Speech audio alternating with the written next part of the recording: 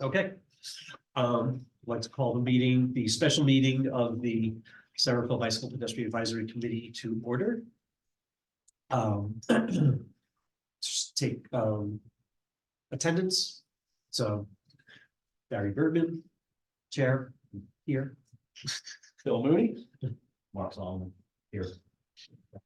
Then we have one vacancy and our alternate are not here, but that is support. I guess first of all, I just wanted to apologize to anyone if there was any confusion around the last meeting. We had some issues. We're gonna have to change our procedures a little bit, and one of the things we're doing is we are now in line with the what the city council and the other boards and commissions are doing. We are only allowing people who are present in person to provide comment. And so people online are welcome to attend, and we welcome your comments, but they'll have to be sent in by email as it indicates on the agenda. Please try and submit, if you can submit emails by 4 p.m. of the day of the meeting. We'll make sure that gets entered into the record. So we apologize for not being able to accommodate that, but unfortunately, the way things transpired, it sounds like that's not really a good option anymore. So do we, I guess the first thing we have is we have to elect a new chair and vice chair as the terms are up.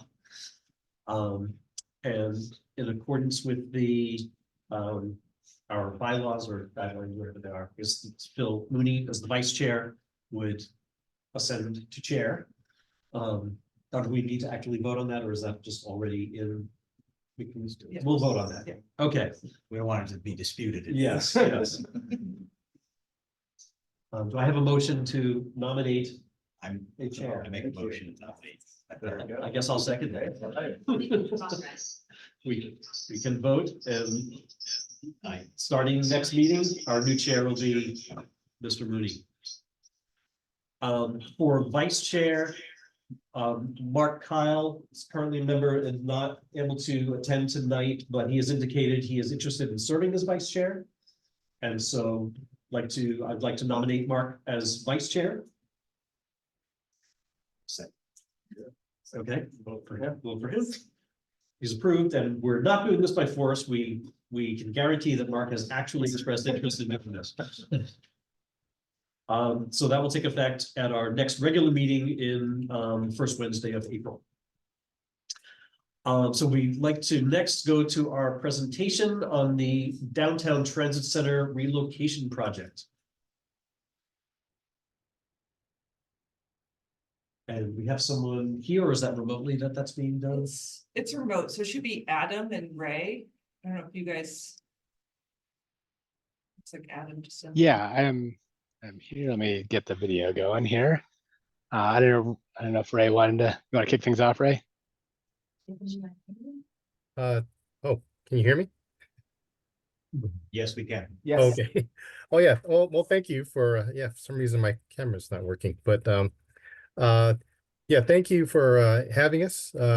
We're here to share with you an update on the Centerville Transit Center. I know it's an important issue with the city, and we know it is as well for this committee. And with that, I'd like to have Adam Dankberg with Kimley Horn, our consultant, project manager, with the presentation.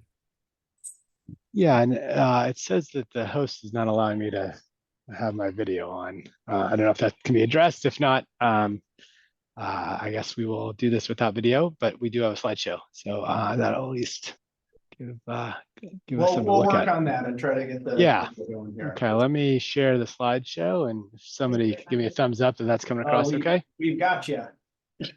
Okay, fantastic. Well, yeah, let me know if we get the video working. Otherwise, I'll proceed along, and you can imagine what I look like, I guess. So thank you for having me here today. I'm Adam Dankberg with Kimley Horn Associates. I'm the project manager for the consultant project team working with the Golden Gate Bridge Highway and Transportation District on the Centerville Transportation Center relocation project. Been on this project for quite a number of years, so a lot of background and history on the project. Today, we'll be providing background information about the project for those who are less familiar with it. We were at City Council last week, so some of you may have seen our presentation then. This one will be a little bit different, a little bit more focused on bicycle and pedestrian issues. Then we'll talk about some of the activities we've had around public engagement recently, and then hone in on specifically on bicycle and pedestrian improvements, and in particular, looking for some input and feedback from this group to inform the design. So just to start with the project background, this transit center, of course, is located at 3rd and Heatherton. The transit center is the largest transportation hub in Marin County. It has well over 700 daily bus trips, and worth noting that actually the number of bus trips through the transit center has increased since COVID, as Marin Transit has recovered its ridership from pre-COVID and is offering more service. Pre-pandemic, there's 9,000 daily boardings and alightings. And it's interesting to note that the transit center serves as both a local destination or a way to access local destinations in San Rafael, as well as to transfer between routes. And it's split about 50-50 between folks who are using the transit center to connect between services and those who are having an origin or a destination in San Rafael or nearby. And we also wanted to highlight the equity considerations around the transit center. A greater than proportionate share relative to city or county population of users of the transit center are either low income or minority. So definitely a lot of equity considerations in terms of design, as well as, oh, there we go. I think we got video working. Okay, cool. Let me, let's see here. There we go. Okay. So hello, everybody. And so definitely a lot of equity considerations for the transit center, as well as need for a lot of benefit for equity populations with improving the transit center. To provide some more information about location, the existing transit center is shown in the blue box at the corner of Heatherton between 2nd and 3rd, and then the proposed location with the project is shown in the orange box. So shifting at 1 block north. You'll notice prominent in that is the existing location of the SMART station. So the idea is to put all the bus bays on the same block as SMART and allow for one convenient transfer location where people going between the bus and the train don't have to cross 3rd Street, which is really challenging from a safety standpoint and comfort standpoint. And actually all those transfers can occur within the block without having to cross any major streets. In terms of where we are in the process, we started this current phase back in 2018, where we started with a clean slate of potential alternatives. We started with, I think, 11 or 12 alternatives, and then screened those down and performed environmental analysis on the top 4 alternatives. The draft EIR was released in 2021. We worked with the city to address city comments received, and ultimately released and had adopted the final EIR in December of 2022. So since that time, we've been advancing preliminary engineering, and that's the current phase of the project that we hope to wrap up later this year. Still to come is final design and construction. So we're still a little ways away before this project is out in the ground, but it's plenty of opportunity now to incorporate input and incorporate that input into the design. So in terms of the overall project schedule, as I mentioned, we're in preliminary design. We anticipate going to final design by the end of the year and through 2025, which would allow us to start construction sometime in 2026, and then completion roughly by the end of 2027. And so hopefully the transit center is not too far away. So now switching gears a little bit to talk about some of the activities that we've been undergoing through 2023. We had a comprehensive public engagement process starting in mid-2023 that had a few different facets, including broad community public input, a community design advisory group, and partnership with the Canal Alliance to reach Spanish-speaking populations, many of whom are transit riders. We also did extensive other work in the community, including putting up posters, doing tabling at the transit center, e-blasts, and other ways of getting the word out. So to talk about some of these activities themselves, start with the open house. There's actually 2 open houses. one that we had in the summer timeframe and one in the fall. The first one had, well, both of them were very well attended, and we got a lot of input through the process. And we also had an online survey for the first one that had quite a number of responses as well. Here are some images. We had a great cross-section of the community that attended our community open house, and we got a lot of great feedback through that. Our second channel of outreach activities was partnering with the Canal Alliance. So the open house, I should mention, we had everything in English and Spanish, but to better reach the Canal community, we partnered with the Canal Alliance to do Facebook Live events entirely in Spanish. Again, in a similar timeline in late summer and fall, where we hosted an event on the Canal's Facebook Live page, and the Canal Alliance folks helped MC the event.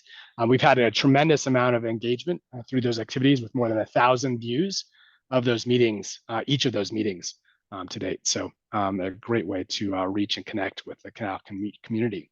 And then, as I mentioned, we also did a lot of outreach at the transit center itself, with promotores from the Canal Alliance, speaking with transit riders and others in the area about the project and letting them know about the meetings. And then finally, the third channel was the Community Design Advisory Group, where we brought together a wide-ranging group of folks representing Canal Alliance, the bicycle and pedestrian community, business groups, and other interested stakeholders, to dive a little bit deeper than what we could get at the public meeting into some specific issues and design details around the project. This group met 4 times over the second half of 2023, and we received a lot of great input that informed the design. So, you know, the input definitely throughout the process has taken us to where we are now. We still have a lot of work to do to incorporate a lot of that input in, but I think we've already started to do a good job of integrating the input received so far, and in particular, emphasizing the input we've received from transit riders. We've gotten a lot of great input from transit riders on the CDAG, as well as through the open house and Facebook Live, and that's been a really key focus for us, is making sure that we're listening to those riding transit. So in terms of the project configuration, for those that haven't seen this before, this is a sort of rotated 90 degrees. So north is to the right, Heatherton is at the bottom of the screen, Highway 101 is just off the bottom of the screen, downtown Santa Fe is up above to the top. So you can see the existing transit center on the left side of the screen. So the smart station would remain essentially unchanged, but what we will be doing is moving the portions of the Whistle Stop building, or Northwest Pacific Depot, and actually flipping that location with Tamalpais Avenue. So Tamalpais Avenue would be shifted to the east, closer to the smart tracks. That allows for a more continuous through alignment for Tamalpais Avenue, north of 2nd, and connecting across 4th. And then the building would be on the west side of Tamalpais Avenue, and that would be a customer service building that would also have space for retail, some small retail kiosks and small retail building, as well as an open courtyard. And then to the north of that would be a plaza along 4th Street. Pickup drop-off would be located just to the west of the building on a new alley that will connect between 3rd and 4th. And that's where the transportation network companies like Lyft, Uber and Lyft, as well as private pickup and drop-off, would be located. East of the smart station and on Tamalpais Avenue would be where all the bus bays are located. Tamalpais Avenue would become bus only between 3rd and 4th. And then the rest of the bus bays would be east of the smart station, west of Heatherton. So there would no longer be any bus bays immediately on Heatherton Street. They would all be off street. Let's see, there's a couple other notes. Just I mentioned the plaza along 4th Street. There's some security kiosks that would be included on both sides of the smart station, as well as bike parking and some other amenities that I'll be talking about here as we go along. During the council presentation, we had quite a number of slides with renderings and images. I'll just flash these on the screen briefly because our focus today is on the pedestrian bike topics. But for those who want a sense of what this may look like in the future, here are some images. The top left image is of the courtyard looking to the east toward Heatherton from the courtyard area. Top right is the view from 4th Street looking at the plaza. Lower left is on Tamalpais looking towards the customer service building. And the lower right would be the view from Heatherton and 4th looking towards the large canopy and smart station. For the council presentation, we had our architect helped me with that presentation. She went in great detail in terms of how we arrived at some of the building configurations and aesthetics. And I'll, in the interest of time, not go into all that detail, but happy to answer any questions that may come up. So our focus tonight is really on the pedestrian and bicycle improvements that would be part of the project. We recognize through our own safety analysis that was conducted as part of the environmental impact report, as well as the recently approved Marin County local road safety plan, that there are a number of pedestrian and bicycle safety issues in the area around the current transit center and proposed future transit center. And so this project, as part of this effort, would be trying to make the area on the perimeter and within the transit center as safe and as comfortable as possible for people walking and biking. So as part of that, we have a number of pedestrian and bicycle improvements proposed to be integrated as part of this project. In terms of types of pedestrian improvements, these include high visibility crosswalks, similar to what was recently implemented at Heatherton 3rd, accessible pedestrian signals, which meet current code and standard in terms of being audible and meeting accessibility.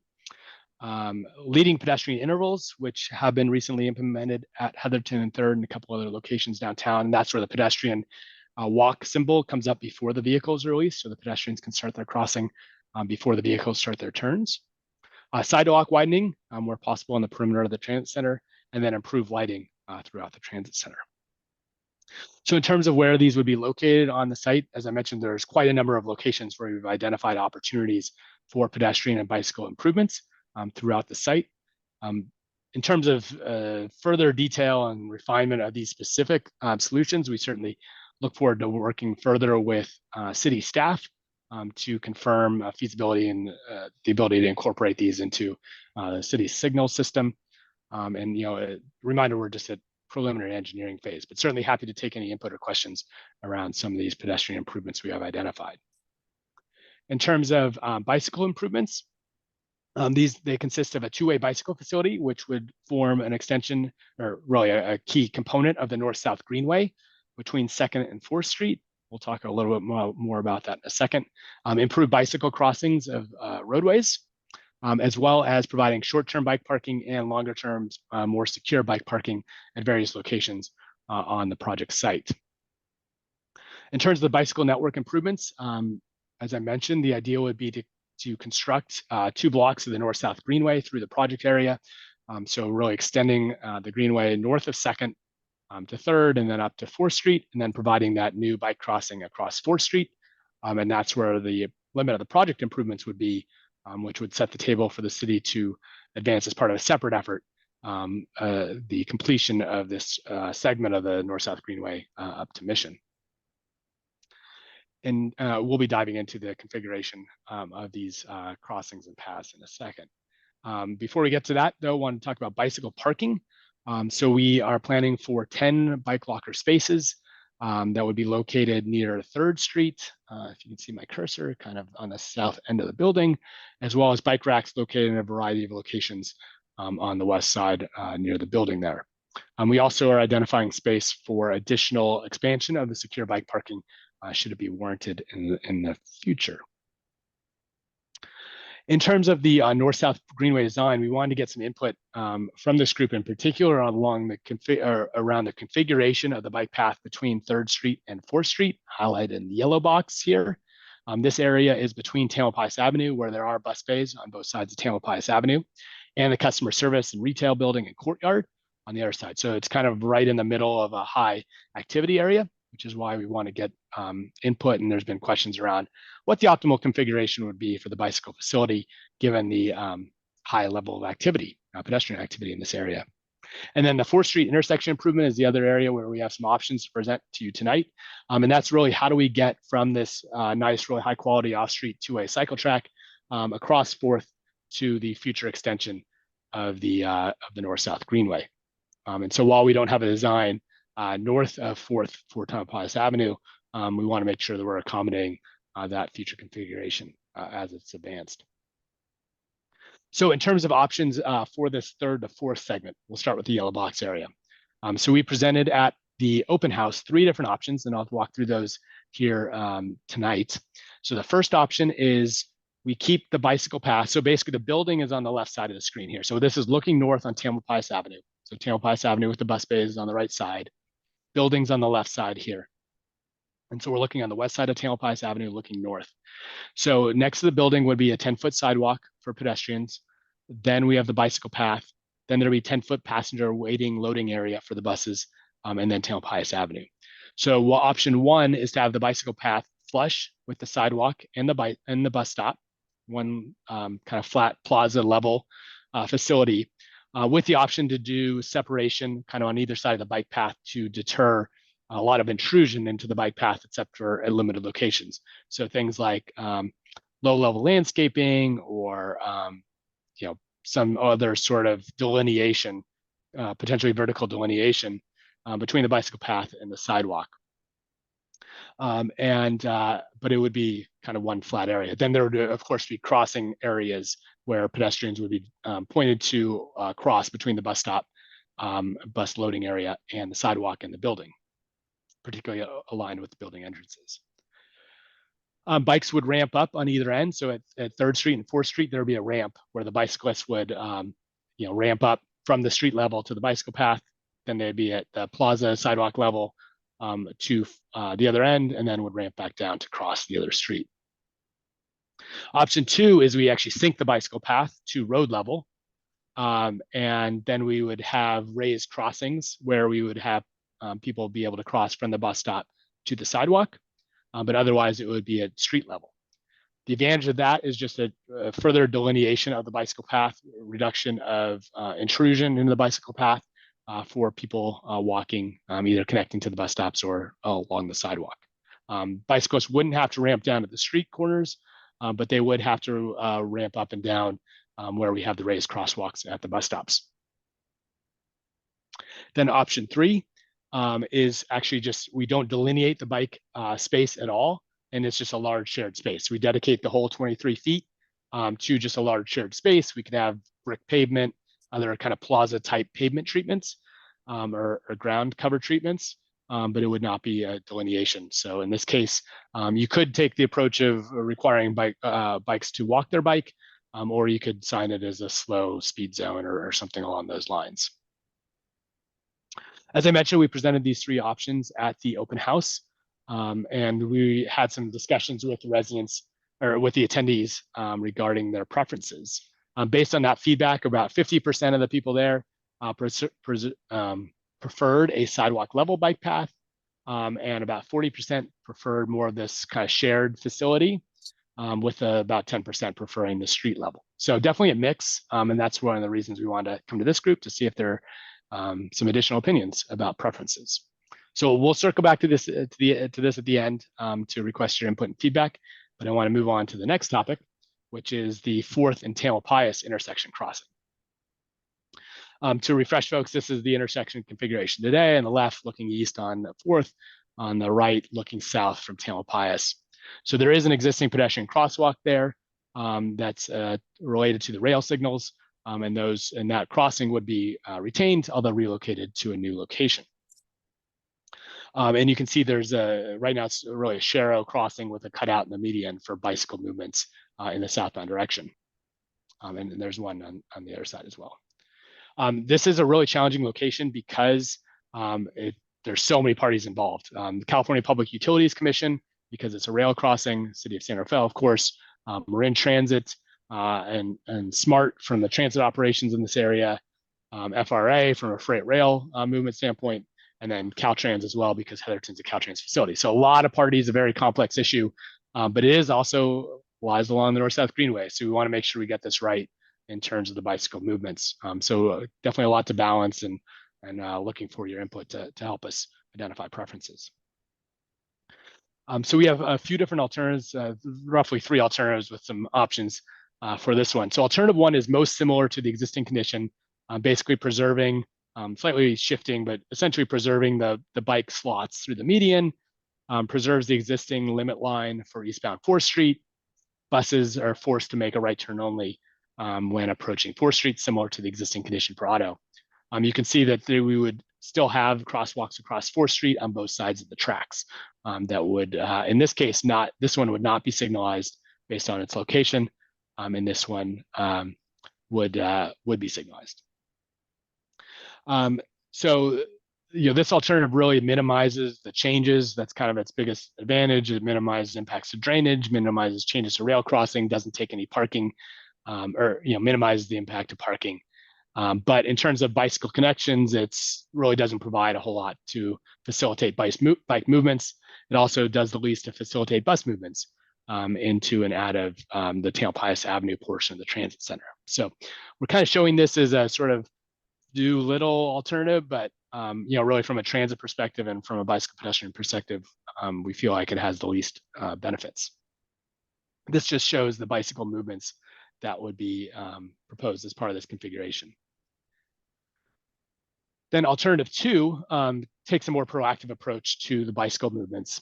And this really orients the north-south greenway, and this really would work with any of the 3 options that we just discussed regarding the configuration of the greenway between 3rd and 4th, and then creates a bike crossing, a cross track across 4th Street, and then a little 2-way bike connector on the north side of 4th Street, which removes a loading zone and a parking space. And then bikes would then connect to Tamalpais Avenue this way. So the northbound bike movement would be signalized to cross here, use the cycle track and continue on Tamalpais. Southbound similar would use the connector, and there'd be a little jug handle for bikes to wait until the signal allows them to cross to access the off-street path. As part of this, we would also move back the stop line for 4th Street back to the other side of the crosswalk. So then the crosswalk becomes fully signalized. And as part of that, it allows for a bus movement, left turn movement to 4th Street. In working with Marin Transit, that left turn is really critical benefit to bus operations to allow buses, westbound buses like the 23, to be able to use Tamalpais Avenue and then continue on 4th Street without having to circulate throughout numerous streets through the area. So a lot of benefits to bus circulation here, but it will require some additional coordination with the California Public Utilities Commission to make sure that they're okay with allowing that movement so close to the rail tracks. For those who have experience with diving into signal operations, we do have a proposed phasing diagram here. Just a quick walkthrough of what that's showing. Essentially shows 4th Street traffic would go first, including pedestrian crosswalks of Tamalpais Avenue. And then Tamalpais Avenue would go for southbound movements. And then the pedestrian and bicycle crossing would have their own phase. So the pedestrian and bicyclists would be the only ones moving. And then the bus left turn would go with the same time as this crosswalk and this crosswalk. So it really does the most to split up movements between all the different modes and make for the most safe crossing. Alternative 3 takes a somewhat different approach with a more counterclockwise bicycle flow through the intersection. So northbound cyclists would cross Tamalpais Avenue, then wait here for the signal to cross 4th and continue on Tamalpais. Southbound cyclists would take this little connector, wait in their dedicated storage box right there, and then cross when the signal is green as well. And similarly, this alternative allows for that left turn bus out from Tamalpais to 4th. Similar level of high quality safety and comfort for the crossings. Tamalpais Avenue would first 4th Street would go, then Tamalpais Avenue would go at the same time this bike movement and this crosswalk would go. And then the next phase would be having the bus movements go and at the same time of this crosswalk, and this crosswalk will continue to go. While there is a conflict between the bus left turn and this crosswalk, with bus drivers being professionally trained and really good visibility between them, we believe that this can be effectively implemented without any safety concerns. And then finally, there's alternative 3B, and this is if we aren't able to get the bus left turn out from Tamalpais Avenue, a similar type of configuration, but it does change the signal operations a little bit. The buses would be making a right turn out. So when this crosswalk on the east side of the Smart Tracks goes, would be shifted to go concurrent with Tamalpais Avenue, and then this crosswalk would go with the bus right turn. So the challenge, though, is that it really does limit the flexibility in terms of bus operations and be able to efficiently operate bus service in the area. Okay, I threw a lot at you kind of fast, so happy to back up and answer any questions. But before doing that, I'll just quickly wrap up the last couple of slides. So in terms of next steps, we still are working on preliminary engineering. We're looking for feedback from this group to help us decide around some of these alternatives and questions, and look to advance preliminary engineering over the next few months. We plan to come back to the community for one more round of community engagement sometime over the summer. We know engagement in the summer is not ideal, but it'll really depend on when we're ready and when we think we can best engage the community without slowing the project down. And then concurrently, we're also working to get our federal environmental clearance. That's what NEPA is, for federal environmental clearance. So we're working with the Federal Transit Administration for that NEPA clearance, which is ongoing. Right-of-way procurement, actually assembling the right-of-way needed to construct the project, would not occur until after NEPA clearance, so we're still a little ways away from that. And then the goal is to procure final design contract by the end of 2024. So happy to revisit any of these, but just real quickly, refresher, the feedback that we're certainly happy to take any of your input, but in particular, and we aren't doing any votes or anything tonight, but just informally, if you can provide feedback in terms of your preferred bike lane configuration between options 1, 2, and 3, and then feedback regarding preferred configuration or questions around the configuration for the 4th Street crossing. So with that, certainly happy to open the floor and answer any questions you have. Great. Well, thank you very much. It's I think we're all excited to see this project moving forward. It's such a central part of downtown San Rafael and mobility here. Do we have any questions from committee members?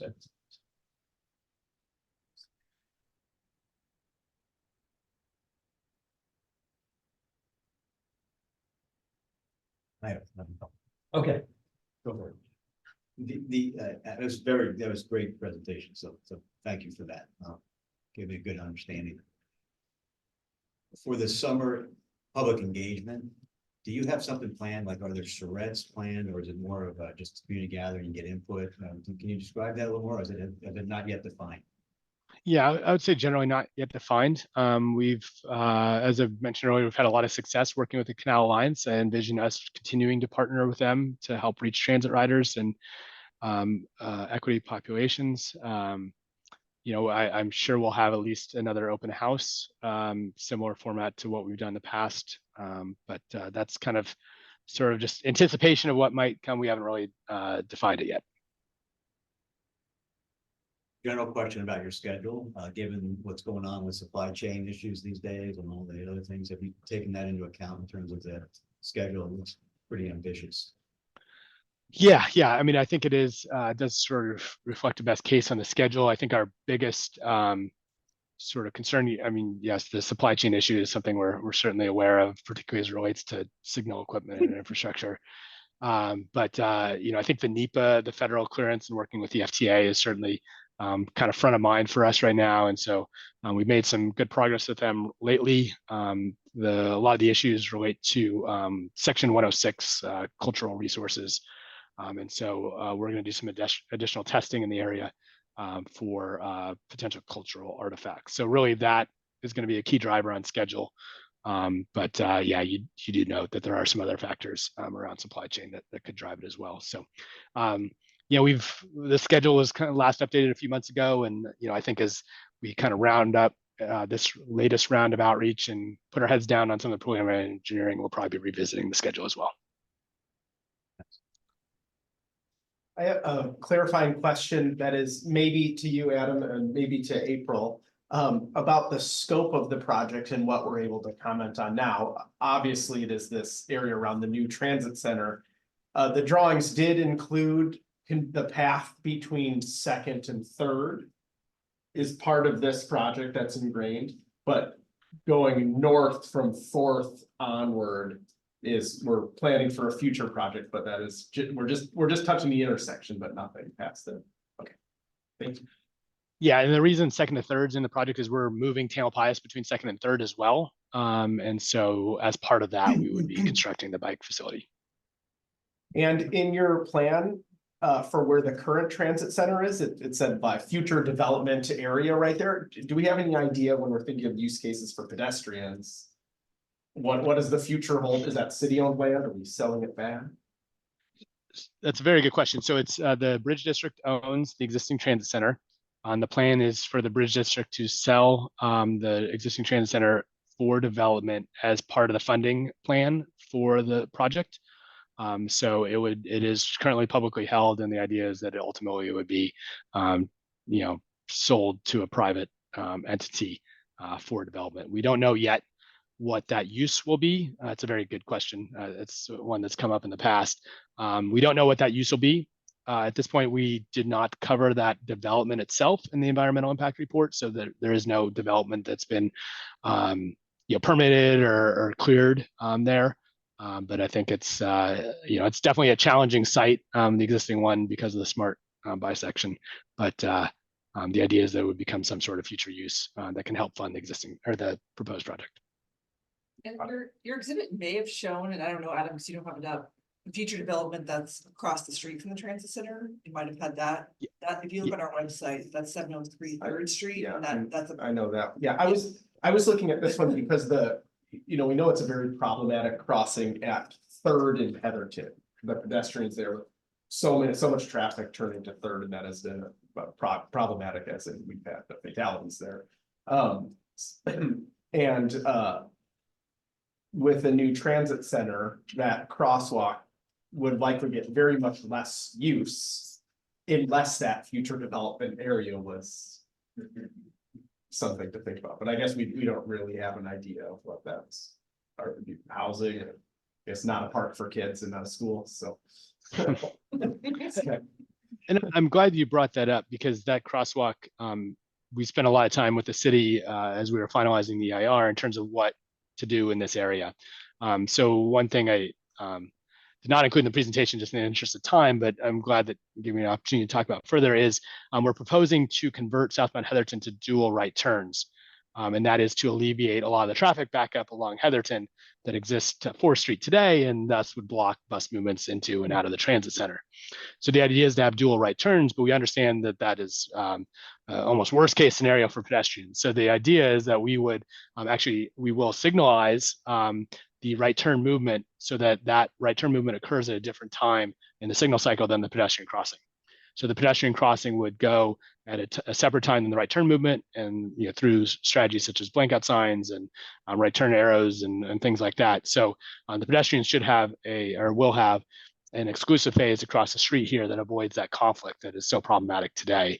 And so while we don't know the level of pedestrian activity that'll be generated by the future development, we feel that this crossing will be much enhanced to what it is today.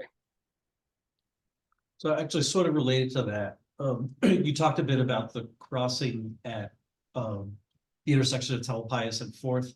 And I think one of the alternatives had a northbound right turn only, and the others were northbound left turn only. And this is only buses are on this block, correct?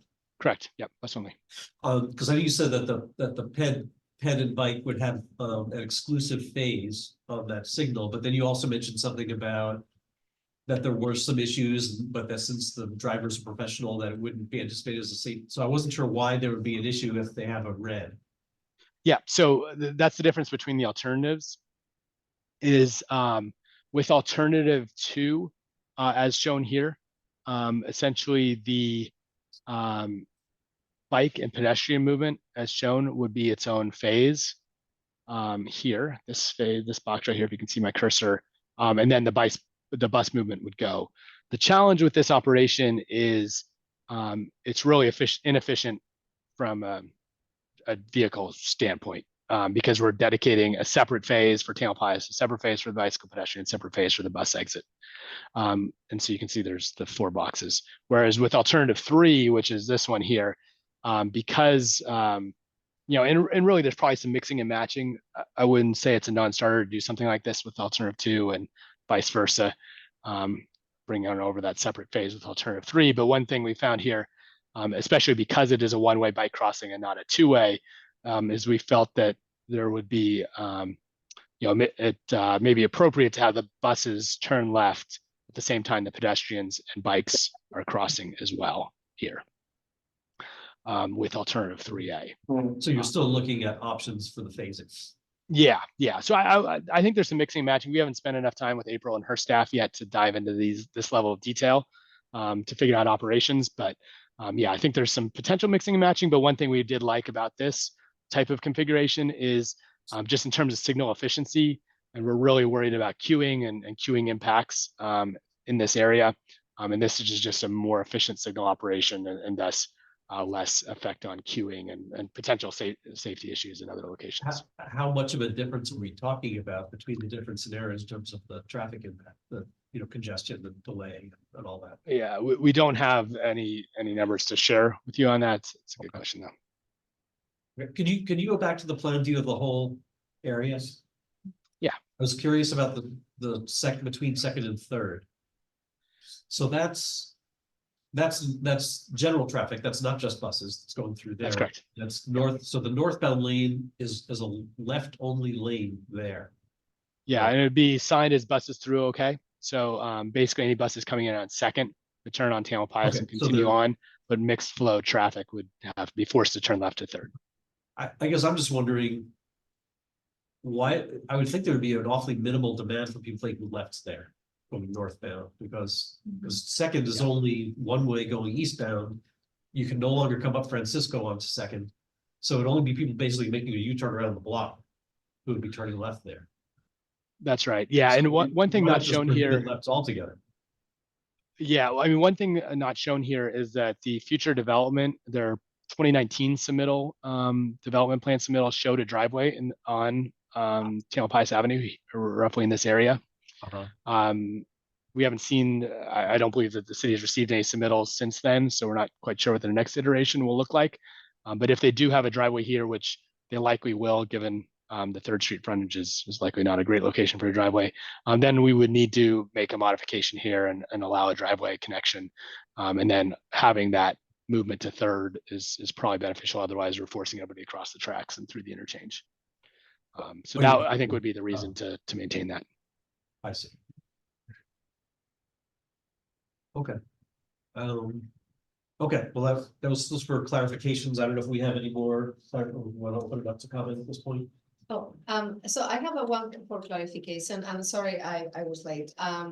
So I was just thinking they have like the 2 areas for development, but the crosswalk right now between I can see Heatherton, I think, the main road, and 3rd Street. Is there, yeah, that one right there. Is there a reason why we should keep that one there, or maybe move it just before the line where the cars stop for the train? Just as an idea, especially if we don't know what's going to go in the development area. And so it's just a question. I see that would be visible. Yeah, I mean, that's something we certainly discussed. We just saw that there is a potential desire line along Heatherton that would continue on to cross at 2nd to the east side of the freeway. So, yeah, just sort of reticent to assume the elimination of an existing crosswalk. But yeah, without knowing what the future development will be, it's kind of hard to know where those desire lines of development will be. Yeah. Okay, thank you. Okay. Okay, well, I guess we'll have the now open it up for public comment.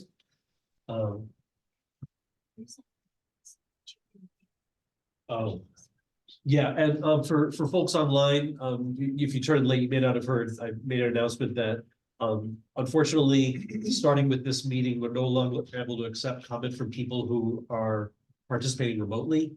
Before we had people abusing that privilege before, and so we're gonna, in line with what the council and the other commissions are doing, we're only allowing public comment from people who are attending in person. So apologies for that. So for people in the room who have comments, Patrick? So we have passed in a letter that was we presented to the city council at the meeting the other night. And here's some of the copies of the packet. These are actually not the entire letter that you guys received in your packet. There's just some graphics. I'm going to talk towards ones actually to Phil's point. My 2 comments were both about just outside the area, just outside the transit center area, because we think those are really important. And in fact, April spoke at the city council meeting and spoke towards both of these. We really appreciate that. Thank you. And so we just want to draw to the DPAC's attention. The first one is Phil's question about what happens to the north of the transit center. And so we have some suggested drawings that show the north-south greenway on the east side of West Tamalpais Boulevard. And the reason is because there's no driveways on that side of the road. And there's some restaurants on the other side of the road. There's a liquor store, which when they did the trial for the north-south segment here, there was a lot of issues regarding that, because there's people coming in sometimes at high speed. And so there's a lot of action over there. So what you want to do is get away from driveways when you're putting through a greenway. And so put that up all the way up to Mission. So that's a suggestion we recommend be done by the city at the same time the transit center is built, so that that connection and access happens all at the same time for safety reasons. The second one is this picture here, which shows what the city's done. And you know, I really should step back and for a second and thank the city for all the work that they've done on this, and not just the city council and the city staff, but also the BPAC and the folks in this room here. You know, the city's done a tremendous job over the entire period of time, as well as the Golden Gate Bridge Highway and Transportation District. You know, they've really, I think, done a tremendous job. And this is an example of what the city's done. Because what they've done is they've made a safe passage route out of the canal to, they've made it out of the canal. Then with the Grand Avenue Bridge, they got that wide, they got that put in to get across the Grand Avenue Bridge. And now you guys see they're constructing on Grand Avenue all the way up to 4th Street, which we've always contended is the safest access for people coming from the east side into the transit center is on 4th Street, which leads to the last picture, the third picture you have in the packet, which is that this is just a, you know, conceptual idea, but to put class 4 lanes with protected interchanges from the Grand Avenue pathway all the way over to West Tamalpais. Because what that does is it gets the folks who use the transit center a lot from the canal area, or anybody else that's coming from that side, you know, to get it over safe, not only to the transit center, but downtown San Rafael. And so again, the city is really kind of, they set the table for this. There's a great opportunity. This is a suggestion we think works well to it's the best practice with the protected interchanges and the class 4 pathways coming into this transit center. So we just encourage you and the city to look at this and consider what might be done as the transit center is being built. So if it's possible to get this at the same time, I think what happens is the transit center is done, then there's safe passage from the canal to the transit center and safe passage in the neighborhood. So we just think, again, it's outside the Bridge District's area of operation, but I think we consider to be kind of connected to the project, so to speak. Thank you very much, Patrick. I think one of the things, you know, like you said, some of this is directly related to sort of connecting to and accessing the kind of things we're talking about tonight. So, but it's certainly very timely in that we're about to begin the bicycle pedestrian master plan update. And so to make sure that this is all synced up with everything else the city is doing is really important. So thank you for that. Matthew. Yes, thanks. So I'm also going to reference some images in the packet Patrick passed out. First, I want to speak about the bike lane configuration of options 1, 2, and 3 that we also saw in the presentation today. We recommend option 1 as the preferred option, and we do not recommend option 2 and option 3, and I'll tell you why. Option 2, simply because making the bike path at a different elevation than the sidewalk and the bus stop, we think it's just a recipe for disaster. People are not expecting there to be a curve there, and it's likely to lead to collisions, both bicycles and pedestrians tripping over that curve. So we really don't recommend that channelized, low sunken path. The reason we don't recommend option 3, the shared use, is because this is a really complex zone with a lot of different activity by a lot of different types of users at different speeds. Some of whom are waiting for buses, looking at their phones, drinking a coffee from the cafe in the plaza. There's just a lot of things going on. So mixing everybody together is, we think, not the wisest design. And separating the pedestrians and the transit users from bicyclists is really what international and national best practices say, especially around transit centers and mobility hubs like this. And we have included in our letter, there's a bibliography of sources that talk about why separation of bicycle and pedestrian is best practice. And we've also included some visual examples, including from San Rafael and around the world and the United States of bicycle and pedestrian separation as best practices. And just a point that this is a section of the North-South Greenway, this bike path. It's a regional facility, it's an MTC, regional level facility. People are traveling from south of San Rafael to north of San Rafael. Many of them are just passing through these two blocks. And so forcing them to get mixed in with bus users and pedestrians, I think it's too much movement and too much cross movement. And of course, there should be like a speed limit. Bicyclists shouldn't be traveling more than 10 miles an hour through this section, maybe 5 miles an hour. You'll have to think about that.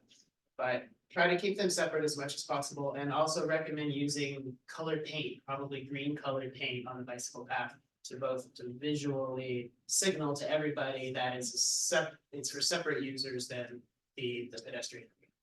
Thanks. Thank you. Yeah, good evening. I'm Bill Carney. I'm with Sustainable Center of Bell. I'm really glad to see this whole station area coming together. I've actually been involved in it since a very early station area plan, like 10, 12 years ago, 2012. So it's now coming to fruition. I agree with a lot of the points that Matthew and Patrick have made about, particularly about the interconnection beyond this particular project. How do we get there? How does this integrate into the city? I would point out that the North-South Greenway is a multi-use path. That's what the voters voted for when they voted for SMART. And here, when this multi-use path is meeting the most pedestrian heavily used space along the whole stretch through San Rafael, we're turning it into a separated facility. That to me doesn't make sense, to separate out the bikes from people of a multi-use path when there is, when in fact you've got not a circulation system here, but a plaza. It's a public plaza. So I would ask you to look at this, considering this is a very special place that we're trying to create. It's got, historic restoration on it that fronts onto this plaza. It's got a lot of cross traffic of pedestrians, as was said. And these pedestrians are largely passengers of transit, so they're going to be distracted, et cetera. I think what the option 3 offers the option of, in fact, having a shared space. And that's what this is. It's a shared space. Let's get our heads around how do we treat it in a way that makes it useful by both cyclists and by pedestrians and passengers. We've included in our letter to you guys and to the council last week an example from Amsterdam. It was pointed out to us by a cyclist, and of such a shared space with a lot of cross traffic, with a single use, bicycle track coming into it that ends at that space. The texture of the paving changes, so it signals to everybody, both pedestrians and cyclists, that this is a special shared area. So take a look at that. Just ask if you be an open mind, have an open mind, and can consider the balancing of both those cases. Thanks very much. Thank you very much. I have a few questions. The thing that I call the flying nun, which is really pretty over that whole thing, which is going to sing when wind blows. How are you going to stop that from happening? It happened on the Golden Gate Bridge. It took them bazillions of dollars to try to undo. I don't actually know whatever happened with it, but sound is something that you might want to think about. It's very pretty. I mean, it's really nice, but it also looks like it's going to be a problem for wind and noise. My other 2 questions is, are you narrowing 4th Street? It looks like you are narrowing parts of 4th Street. And where do cars actually leave people off that they can actually go to wherever they're trying to get to? I didn't actually see that. I just saw no place for cars. Need a loading zone? Is that what you're asking? Yeah, how they, like, if they drop people off at the buses or something. I don't know if you know, or if we should ask Adam to respond. Do we want to maybe collect all the comments? Okay, sure. Okay, we'll get all the comments, we'll respond to that. Okay. Um, I hope you like my flying man theory. I couldn't figure out what you want to call that, but I knew you know what it was. I'm sorry, yes? I also have a question about Fourth Street. It looks like the sidewalk is bumped out a bit. And what happens if you're a biker, that means you have to get closer to cars. So I would prefer to have an actual separate lane on Fourth Street, especially if Fourth Street is going to be the main thoroughfare.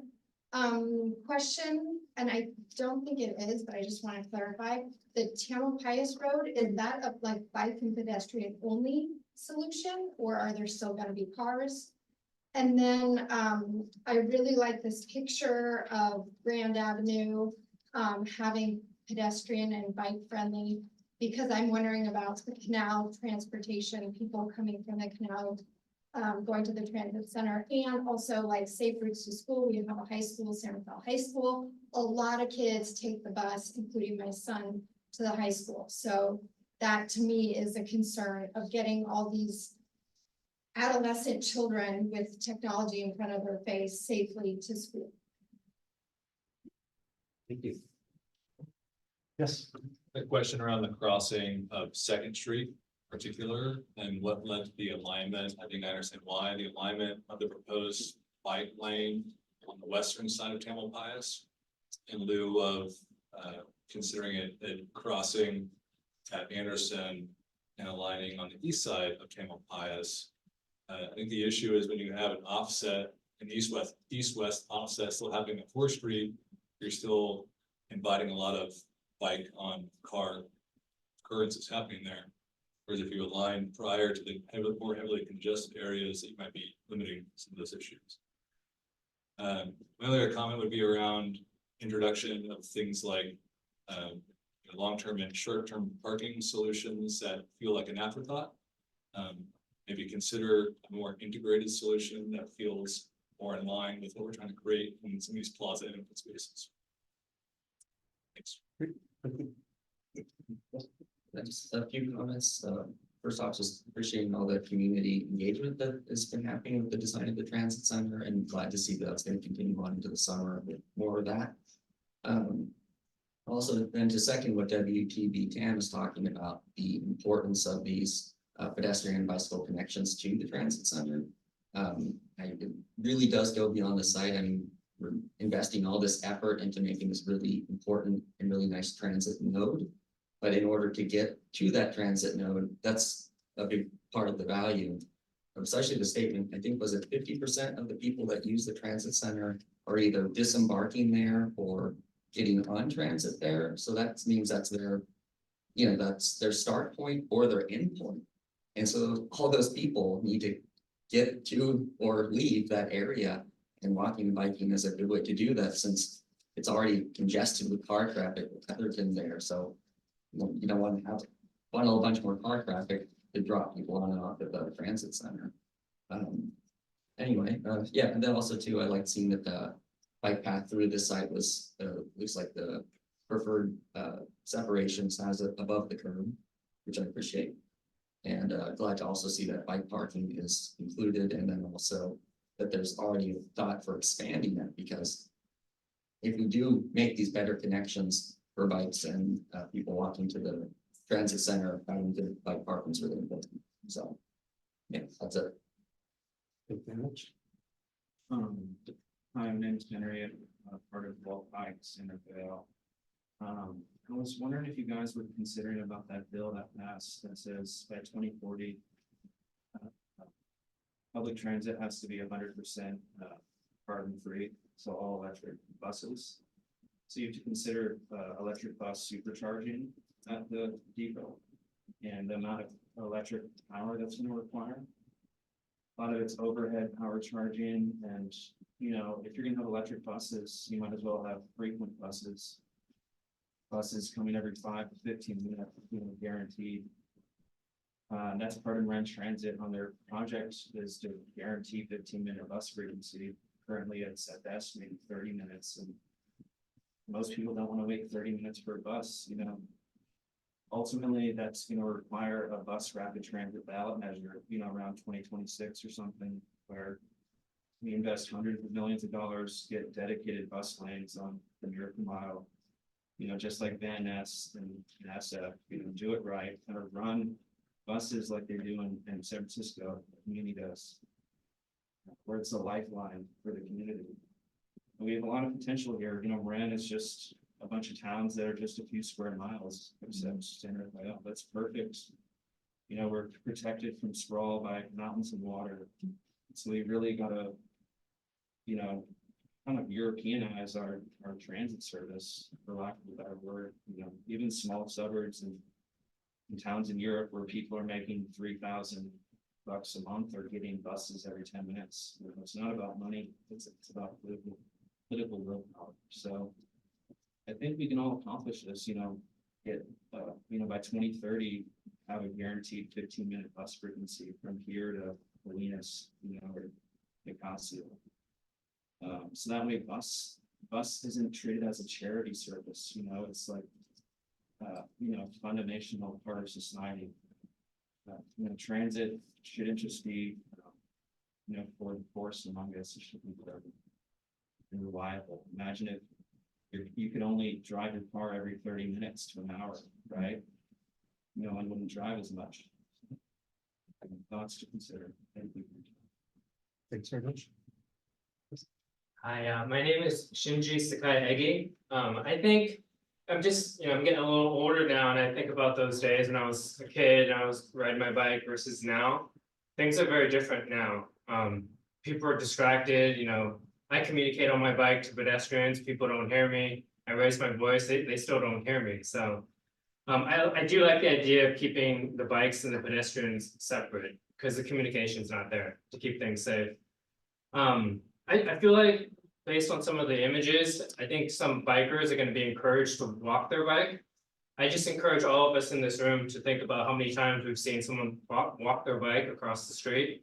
It's pretty rare. So I don't think you can really expect that. I think what bikers will usually do is they just get into the traffic and make that left turn versus, walking the bike. Obviously bike shoes these days, it's just not very walkable. Heatherton, I do that bike route, from the 101 bike route to Mission, fight my way through 5th Street and Tamalpais. I'd rather do that than go along Heatherton because cars have freeway energy and they run that red light. No matter how clear that signage is, people are looking to the left and they're looking to make that right turn. Right, so I'd rather dodge my way through cars than walk my bike along Heatherton. Thank you. Well, sorry, someone else. Oh, sorry, I meant to comment on the intersection designs that were shared by Adam. I'm sorry, thank you for letting me speak one more time. I'll try to keep it brief. Thank you for your attention to the 4th and Tamalpais intersection. That is a really important intersection, and it is awkward because there's a jog in Tamalpais there. After looking at the 3 alternatives you showed, I think alternative 2 looks like the best, and I recommend advancing that. I think why is it better than the other alternatives? Because it keeps both northbound and southbound cyclists together in the same 2-way facility. That avoids confusion when you're splitting up the 2 different directions of movements. And it also, it means less conflict between turning bus movements, and bicyclists don't have to cross Tamalpais right at the north end of the transit center where there's going to be a lot of bus movements. And assuming that short segment, that 2-way facility on the north side of 4th Street would be protected from cars, then that looks like it's the best solution. But I'm sure that there'll be more looking at these alternatives in the future, but I think so far alternative 2 is looking good. And also it looks like it's the best for bus operations, and that's important in transit. Thanks. Thank you so much for so many people who spoke today, and so appreciate everybody attending here today. I don't need this meeting. Yeah. I just several things that come to my mind. I might just have to look at the map again. Thank you for the presentation. So, a lot of thoughts come to my mind. I'm visualizing, I'm walking those transit centers because I'm a pedestrian. I'm not really a bicyclist. I drive, I walk, and my family member constantly ride the bus from transit center or 4th Street to all the way to the Nicasia area for work. And I agree with you that not having bus, it's once 1 hour, every 1 hour. And he waits for 49 minutes to get next bus to ride. But bike wasn't an option for him working there because his bike got stolen and it was just so much work on rainy day. So bike is not an option for him. And we talk about being Denmark or Netherlands to have an infrastructure like that, everybody walk and bike, very few cars, very expensive to have cars. They have a welfare country. You could lose your job. You don't need to worry about next 10 months in those countries. Because if you make only $2,000, you are set for life. You don't need to struggle to go to work and ends meet every month. That's something we don't really have it here, in my opinion. And my friends, all my family, we need to struggle to get ends meet. Sometimes we have to get in the car to get something, to get things done for each day. So that's my point of view. That's not something that I'm telling everybody the same way. But sometimes I feel like why everybody just bike, everybody walk to get to groceries. That sometimes is very hard for me to achieve that, but they make a living here in this city. I have an acquaintance who was a Golden Gate Transit bus driver before, and now he's a Marine airport driver. He repeatedly told me that how difficult the current situation at that left turn third or left turn 2 second. Looking at the map on the alternative 8, 1, 2, 3, and B and C version, I cannot quite see how they're gonna make the left turn or right turn easily on that middle portion. And it sometimes just halfway and stop on that 3rd Street. You could see the bus just turning to 3rd and 2 lane stop because the cars blocked and they cannot make the turn. And the drawing is easy to do, but actuality that I saw Santa Fe Police Department, patrol cars turning right on in front of this building from D to 5th and double crossing the 2 yellow line. I saw it 3 times. That's something we need to consider. One thing is actually doing on the drawing. And I'm sorry, I just want to interrupt you for a second. So just to kind of reiterate the reason what's on the agenda tonight is to talk about the pedestrian and bicycle related improvements. And so I don't want to get, I mean, a lot of these things are related, but I don't want to get derailed and we just have, a lot more to get through. So if you have remaining comments about that, otherwise, I think there's probably other places that you could provide that input. I think when we talk about traffic operations, that will become important. Okay, thank you. And what last? I have actually a friend who had a concussion with a pedestrian and bicyclists collide each other and no longer able to work. I'm sure it's so much really.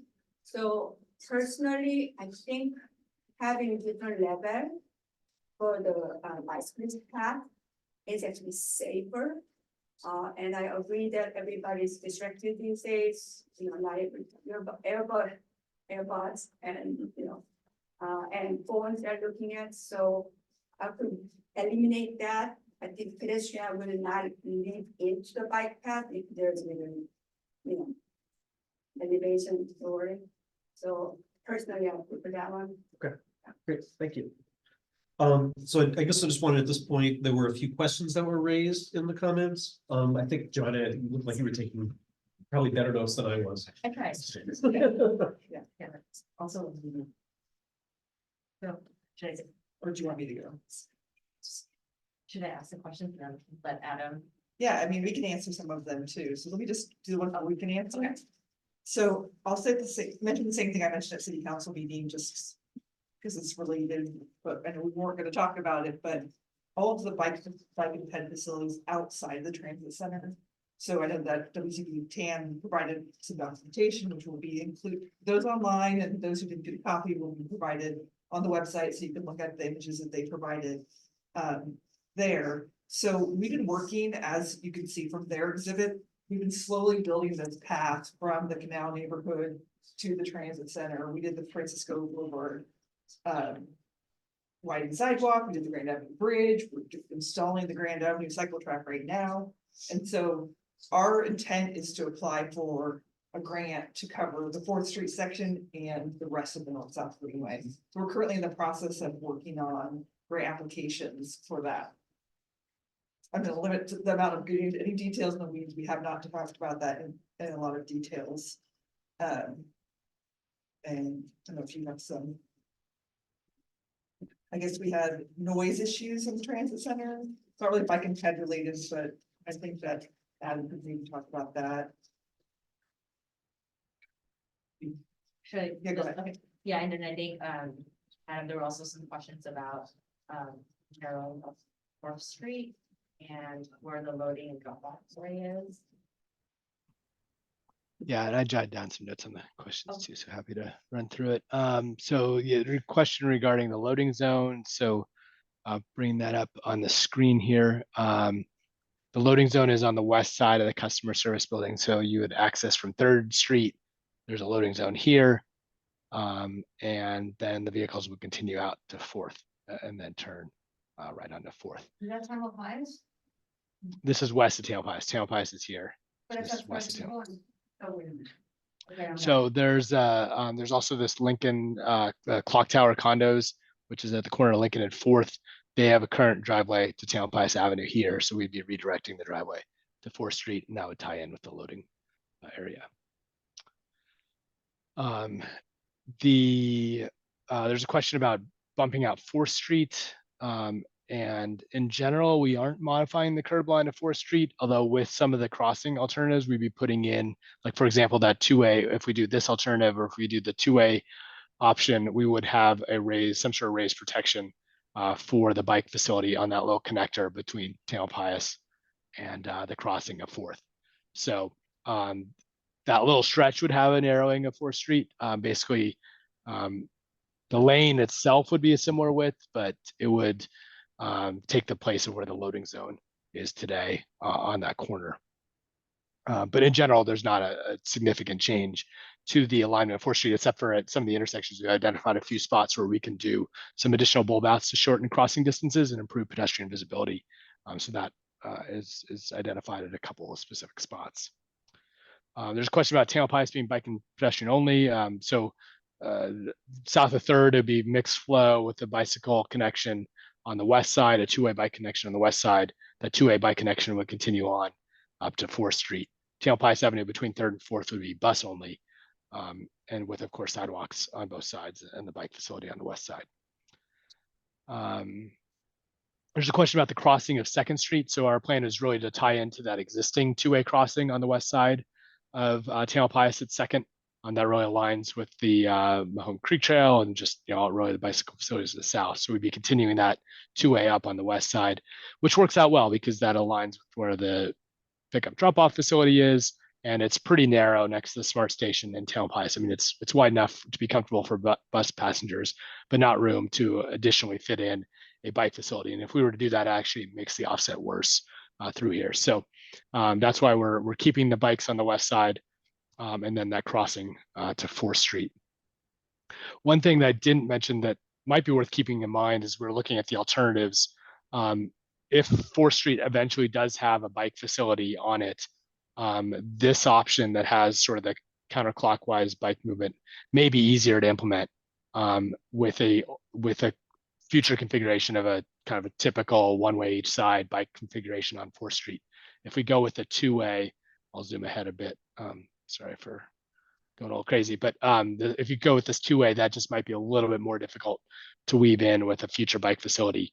The city certainly is not committed to a bike facility on 4th Street. I'm just saying that if one were to be provided in the future, this two-way might not, be consistent with how it looks elsewhere in the corridor. Let's see, there's a question about zero emission buses. That is something that we are certainly working with the Bridge District on. The Bridge District has not made a commitment yet to a certain type of zero emission bus and plans for that, but we're certainly working closely with the Bridge District and maintaining the opportunity to provide electric charging in the transit center here. Much of the refueling or charging may occur at the depot, which is located not too far away. But if the district ultimately determines it needs in-route charging or charging during layover at the transit center, that can be accommodated in the future design of the transit center.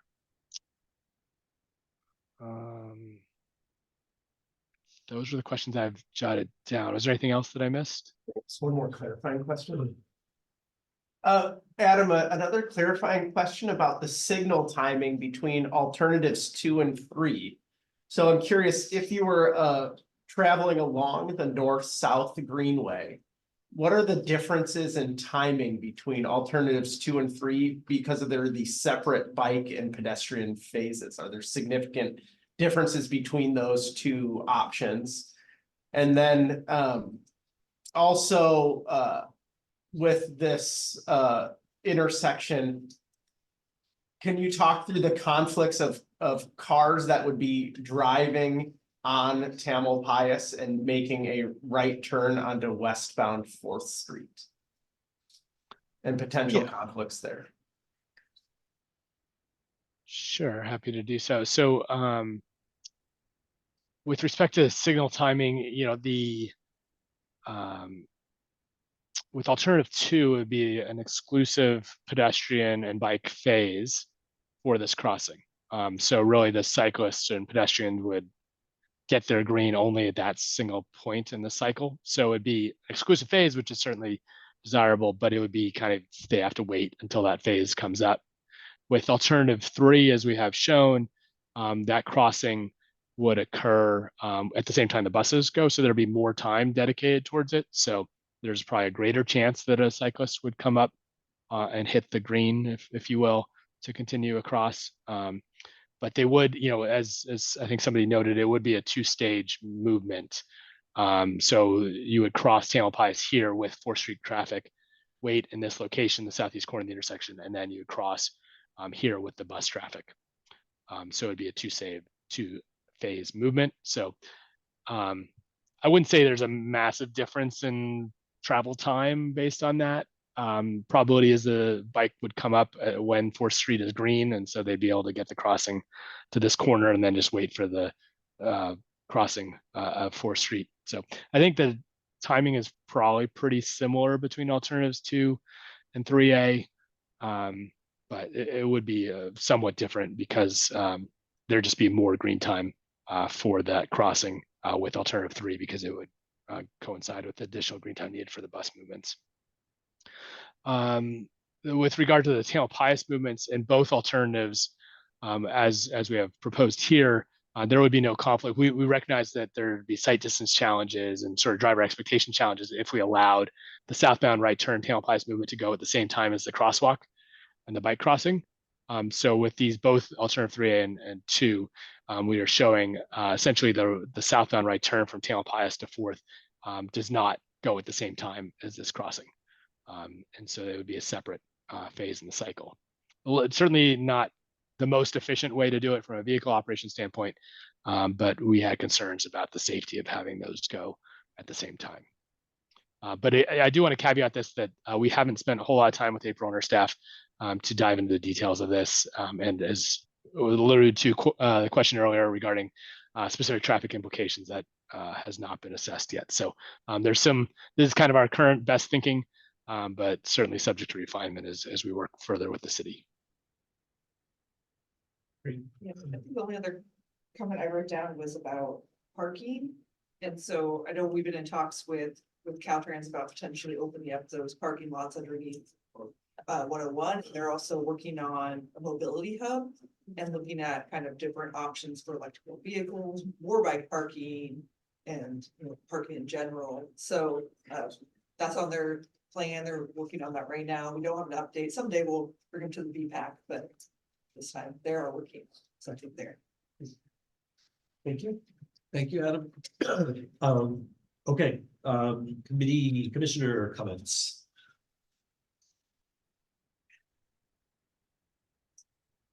I don't what's that now? Yeah, I'll go a little bit. A little bit, I'm gonna start broad because I think it's worth having a little bit of framing. First of all, the comments tonight I thought were fantastic.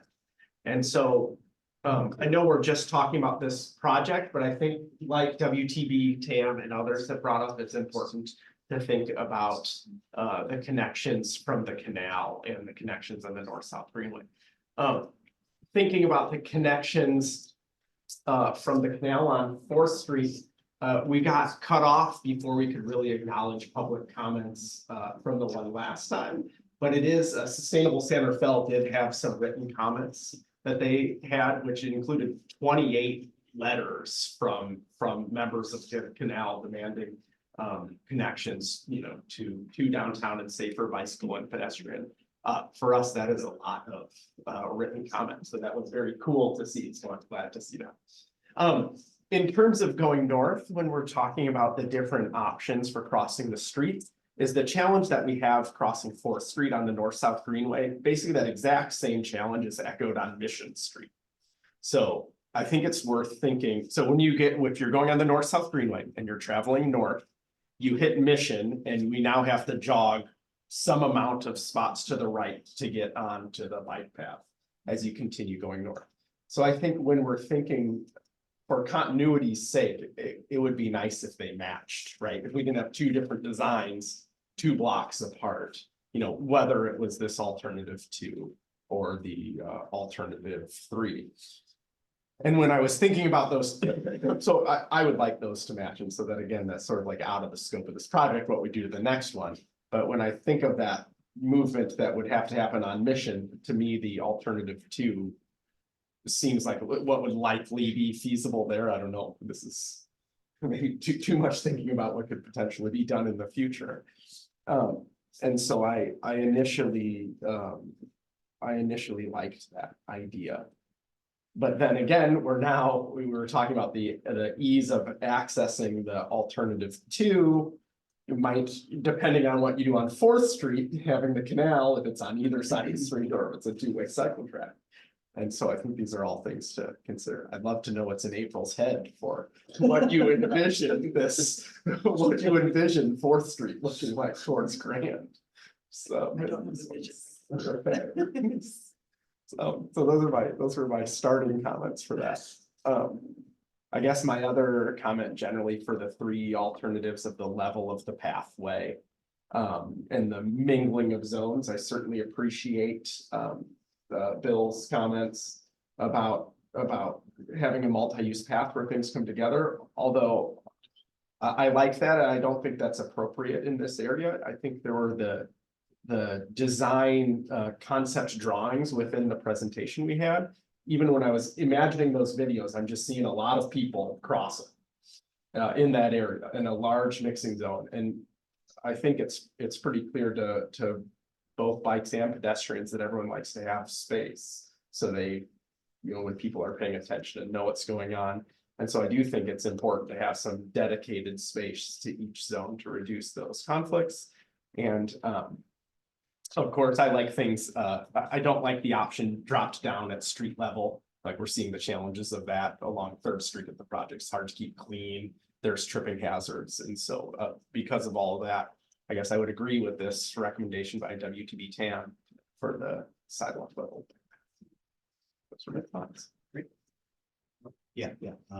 Regarding the 3 options, I guess, yeah, I generally agree with you. I have tried as a biker to get off my bike and walk, and very much difficult to do. And then when I do with my shoes, it's really more difficult. I want that to work. And I've also been a pedestrian walking in the plaza kind of environment and trying to avoid bikers who do not get off the bikes. Or when they do, their bikes still bump into me. It's still, you know, it's complicated. I wish that would be the option that would work. And then from a safety standpoint, I'm not comfortable having them at different things. I've seen too many accidents there. So it has to be one or three, and for me, option one definitely prevails. I'm gonna echo those comments. Basically, I would support option one as well. I think option three is unfortunately problematic. I mean, every time I've seen a high volume zone like that, and first of all, I really don't see bicyclists getting off their bikes. And you do have people move, there's all kinds of ranges. You've got kids and seniors and people who are serious cyclists and more casual cyclists and drinking coffee, and it's I just think it's going to be people they don't have the level of awareness to accommodate all that. And so I guess part of how number one will work will depend on design questions, and that's not something we need to get into tonight, but I'm sure the city would have maintenance questions they want to ask around that. But I think the idea of providing designated space for different users is a good one, given the usage in that area. I think my other main comment is that we don't know what the operational impacts are of some of these decisions yet, but I would really want to see a high priority made of not having left turning buses heading north on Tamalpais have a green at the same time as bike and ped. I think that's really problematic. And so whatever the phasing looks like, I would just like to see something where we're not having them both go at the same time into the same spot. But a lot of I think a lot of the comments we heard tonight were great. My first reaction, I had heard there was going to be just 10 bike lockers. I was like, wow, that doesn't sound like much, but I'm glad there's because I think a lot of this is about thinking about the future and potential expansion and the connections to all the adjacent places and how this works as a system. So even though it may be beyond the scope of the project, I think that those things need to be thought about in at least a cursory way, so we don't set up something that's kind of doomed to fail. So I'm glad to hear people are thinking along those lines, and I'm hoping that at least at a very conceptual level gets built into the analysis, so we know what is feasible to make those connections beyond the immediate project area. Did you have a recommendation for the 4th Street alternatives? For the 4th Street alternative, well, my priority with whichever one is chosen is, like I said, I don't want to have northbound left with a green at the same time as the bike and ped users. Other than that, I kind of feel like I need to see it fleshed out a bit more. There's a lot of pieces there, and I would like to know what the impact is on traffic.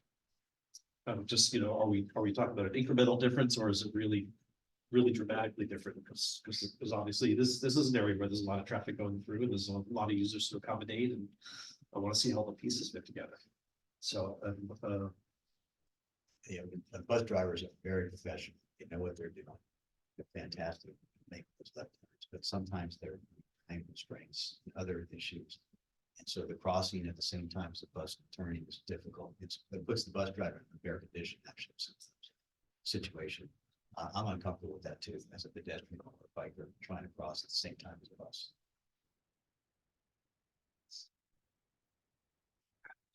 Maybe a question for April, but likely an unanswerable question again about Tamalpais going north from 4th. We've seen a number of different options. Well, I mean, this is what we need to know to design this intersection, right? And so, in 2018, we had our pilot project, which made it a one-way street on Tamalpais with a two-way bike lane. And so that was, I just remember it during Bike to Work Week, whenever that was. And so that was a situation where Tamalpais was turned into one way and then direction. That was echoed in one of these WTB dam drawings too. I then happened to pull up the downtown precise plan, which has a few drawings in our downtown precise plan, which no one can see this except the folks at the table. But they include closing the entire road and making it a plaza in their long-term transformation. And so there's these exciting ideas for what to do, and it's hard to make a call, like you're talking about, it's hard to make a call between the alternatives 2 and 3 for 4th Street without knowing what we're doing on either side. And so what is like Patrick made a very eloquent call to trying to get these things done simultaneously. Is that even possible? Is that a reasonable thing to have?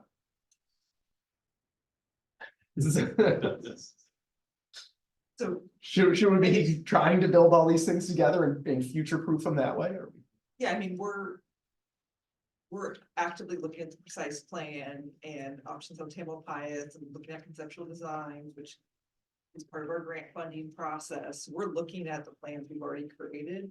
So we're exploring that. We haven't gotten far enough to bring it here or to talk about it further, but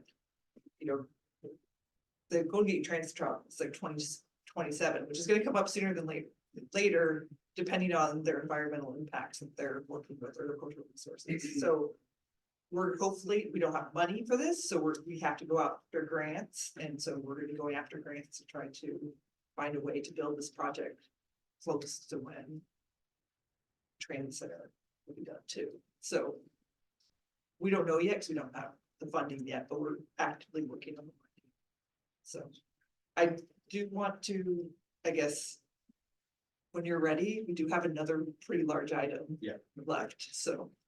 But seems like we're in agreement for the option 1 for the pathway through. Yes. And that's to be determined for what happens in North Street.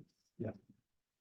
Okay, well, thank you everyone for your comment. I'm sorry, if it could be super quick, yeah. I'll take a minute. Thanks, for opening back up public comment. I'm Dave, I'm from the Walk Bike Santa Fe group. And just wanted to comment real quickly on this agenda item. We are super excited about the participation that the transit district has had so far with public engagement and the city engaging us, the whole community on this subject. We want to ask and encourage that continues. The CDAG, I think that's what it was called, that group is closed. We encourage the continuation of that type of engagement for this process, because there's a lot of really important details to iron out in this. A couple other points. One that wasn't really brought up, but there's this extra alleyway driveway in the concept design. And I would really encourage the city, the BPAC, and to ask that the transit district to really make sure that that's entirely necessary.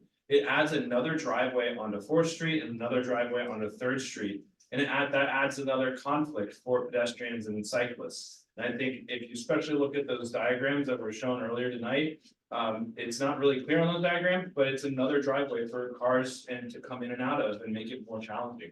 So I really think that we need to ask that question of the transit district: is that necessary? Could it be an out and back type of intersect or road so that building still has access to their parking garage, but not necessarily the entire way through? We want to just really think about that.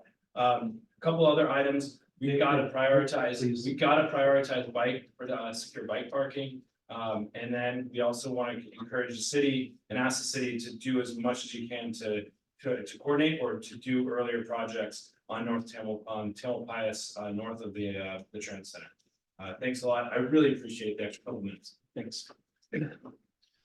Okay. I think we've provided our comments, and so we can move on to Received and filed. Yeah. Was that the language that Lindsay used? there's no action item. This is right. Our action item is to receive and file the report. So I'd like to thank everyone for the comments. I'd like to move on to the next item, which is presentation on the local road safety plan update. Thank you, Adam, right?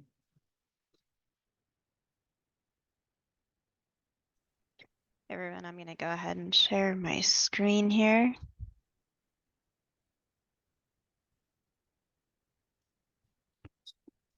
All right, can everyone see that? Yes. Great, thanks. All right, thanks for having us here today. I am Jen Schreiber. I'm a planner with Parametrics. I'm here with David as well. We put together the local road safety plan on behalf of TAM and Marin County. David, do you want to say anything to start off, or should I just jump in? I will say I'll first unmute And Jen, go ahead. Well, actually, you know, as Jen mentioned, we worked with TAM, unincorporated county, and 11 cities and towns, developing a LRSIP, or local road safety plan, for all the jurisdictions. Jen will describe what went into this, also some components of San Rafael's plan, what we learned about San Rafael, and just as importantly, how this can be used to acquire future funding. And then we'll answer questions at the end. Go ahead, Jen. All right, thanks. So David did a pretty good rundown of the agenda here. We'll talk about some background, dive into the details of the plan, and then finish off with some next steps.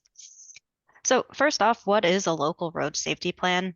A local road safety plan is essentially a roadmap to improve safety for all road users. It's really data-driven. It focuses efforts and fosters collaborations to improve road user safety. And importantly, agencies that are applying for certain federal funding sources such as HSIP and Safe Streets for All must have an LRSP or an equivalent document. Local road safety plans are really systemic in their approach. They systematically identify safety problems and recommend improvements. They work to develop agency partnerships and collaboration, and ultimately create a prioritized list of improvements and actions that can demonstrate a defined need and time range for deployment, and then go on to be good candidates to secure funding for implementation. As part of the process to develop this local road safety plan, we convened a technical advisory committee made up of the jurisdictions and the organizations that you see here, including the city of San Rafael. We had members from 10 different jurisdictions, organizations, and we met twice during the development process to provide input at key junctures, as well as reviewing the draft plan. The technical advisory committee provided really essential guidance on things like developing the vision statement and goals, our high collision network and strategies. In addition to the technical advisory committee, we also met with representatives from each of the jurisdictions at various points to get their feedback as well. The vision statement is a really critical part of the local road safety plan to sort of guide what we're trying to get out of the plan, where we're trying to see ourselves. This vision was, as I said, drafted in collaboration with our technical advisory committee, and we received feedback from each of the jurisdictions. And the vision statement really aligns with Vision Zero, and that we're striving to eliminate collision-related fatalities and severe injuries. And we also have a number of goals to help us get there. So the plan is looking to systematically implement proven safety solutions to achieve this vision with a target of 2050. To do this, we'll be using a multifaceted approach that includes not only engineering, but also things like education, public health, and enforcement. The improvements are really targeting vulnerable users, especially people walking and biking, children, older adults, and people with disabilities. And then we're really ensuring that any investments that are made to improve multimodal safety are done so in a manner that is equitable for all Marin County residents. Collision analysis was a really big part of this plan to help guide the recommendations that were made. I'm going to start off at a sort of higher level looking at Marin County as a whole, and then I'll dive into some San Rafael specific data. And there's really a lot of information that is in this plan, so I encourage you to look at the full plan for more information. To start off with, the analysis included all injury and fatality collisions that occurred on non-state arterial and collector roads from 2017 to 2021, which was the latest 5 years of data when this study was underway. For Marin County as a whole, there were over 2,100 collisions during this time, with a peak in 2017 with 542 collisions. There were 28 fatal collisions, and we saw a peak in 2019, and then 199 severe injury collisions, and those had a peak in 2018. And together, those fatal plus those severe injury collisions are what we call KSI collisions, and there were 61 of those. This chart on the left here shows the primary or the top primary collision factors, so essentially the behaviors that resulted in the crashes in Marin County. The blue bars show for all our injury and fatality collisions together. The gray is narrowing down to those KSI only, so fatal and serious injuries, and then the pink is for fatal collisions only. We can see that the top 4 primary collision factors were responsible for about 64% of all injury collisions in the county. Notably, unsafe speed was responsible for 26% of those injury collisions and 20% of those KSI collisions. And then impaired driving, while responsible for a relatively low percent of injury crashes, caused a high percentage of those fatal crashes, as you can see in that chart. On the right here, we show some data about the modes that were involved in crashes. So that top donut chart there is looking at all crashes. So this does include those property damage only crashes. And we can see that the vast majority of those crashes are involving motor vehicles only. We have 8% that involved a pedestrian, 8% involved a cyclist, 5% pedestrian, and then 5% motorcyclist. And it is important to note that most of these crashes involving these vulnerable users also involved a motor vehicle. When we consider only those injury and fatal crashes, we can see that those vulnerable users have a much bigger representation. So we're seeing 19% involving cyclists, 14% involving pedestrians, and 7% involving motorcycles. So it really drives home the importance of targeting recommendations to improve safety for those vulnerable users, since they're more likely to be in collisions that result in injuries and fatalities. So turning to San Rafael, during our study period, there were 737 injury and fatality collisions in the city, and this included 3 fatalities and 58 severe injuries, which is over a quarter of all the severe injury crashes that occurred in the county during this time.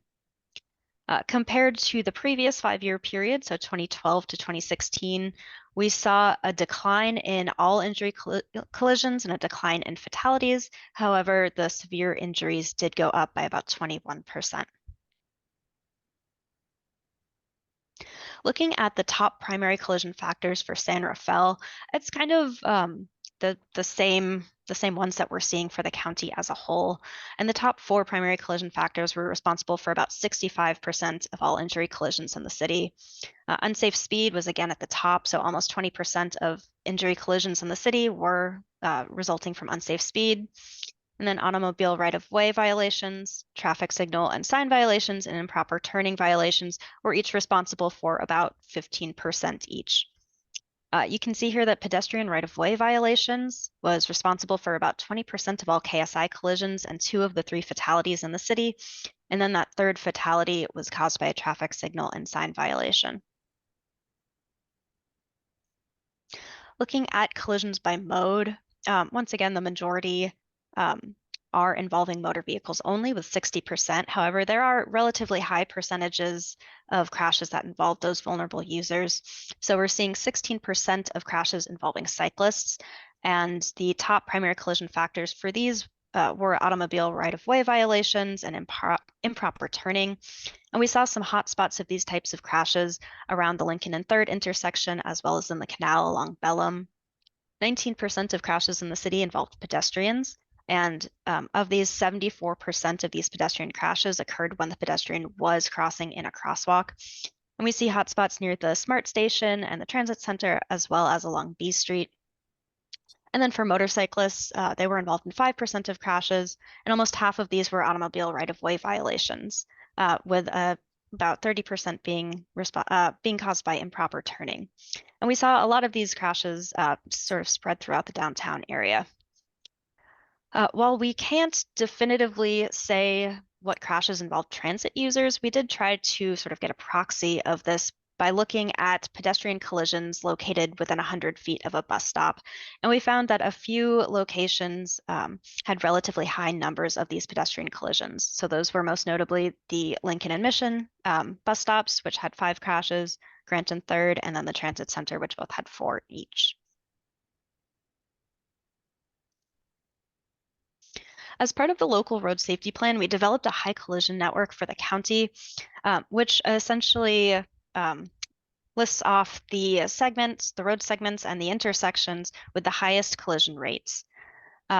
And these were based on the collision rates, like I said, along the road segments and at the intersections. And they also, the formation of this high collision network also involved input from each of the jurisdictions as well. The high collision network had 70 road segments and 93 intersections in total. Of these, 20 road segments and 35 intersections were located in San Rafael. And this is more segments and intersections than any other jurisdiction in the county. As you can see on this map, the majority of these were clustered downtown. And we see that the top segments were Tamalpais, Lincoln, and A Street, while the top intersections were at Lincoln and Mission, 3rd and Grand, and Las Colinas and Northgate. We also identified emphasis areas, and these are high priority issues where there's an opportunity to improve through the implementation of strategies. And emphasis areas can be anything from crash types to specific users to collision factors. And the way that we identified these was by running analyses to see what types of collisions or what collision attributes were overrepresented at the jurisdiction level compared to the county level. So for example, for pedestrian crashes, is there a higher percentage of crashes involving pedestrians in the city versus the overall county percentage? We then developed goals and strategies for each emphasis area, which you can see in detail in the local road safety plan. And the goals were really aligned with the LRSP vision. So for example, again, for pedestrians, it would be to eliminate pedestrian fatalities and severe injuries from crashes by that target date of 2050. For San Rafael, Novato, and unincorporated Marin, which have substantially higher numbers of crashes than the other jurisdictions, we also provided intermediate goals that would aim to reduce crashes by 30% by 2030 and by 50% by 2040 on that way to that final goal. So this slide provides an overview of those emphasis areas specifically for San Rafael. There were 7 of them. They include pedestrian collisions, bicyclist collisions, motorcyclist collisions, unsafe speed, collisions occurring under dark conditions, broadside collisions, and sideswipe collisions.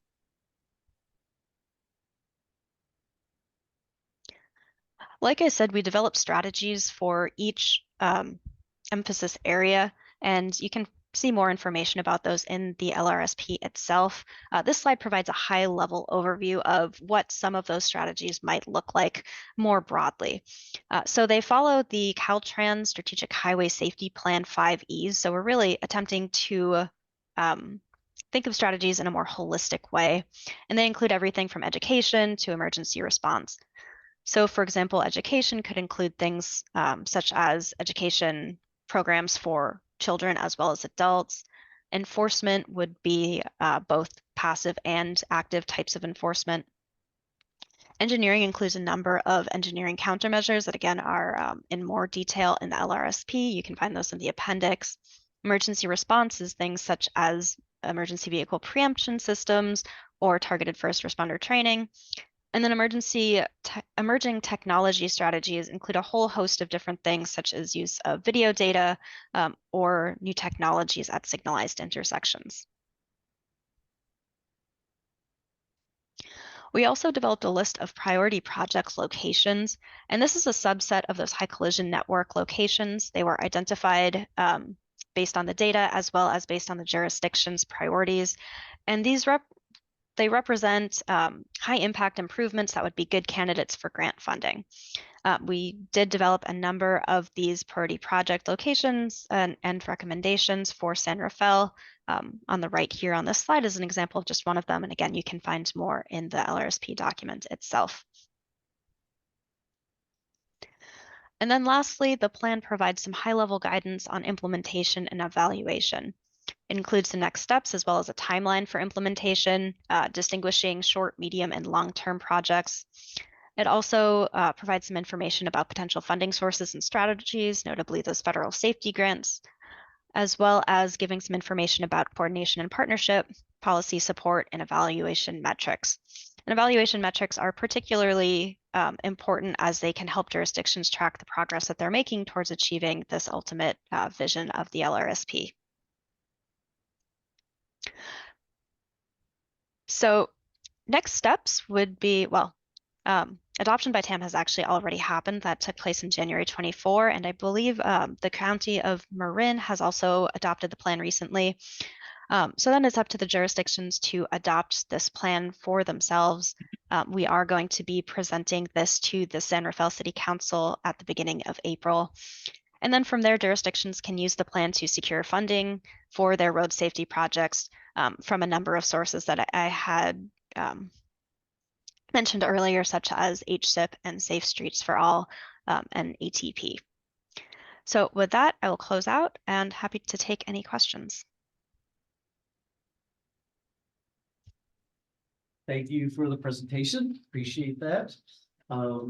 Commissioners, any couple clarifying questions? I don't have any. I just want to say thanks, Jen. Appreciate that. Yeah, no problem.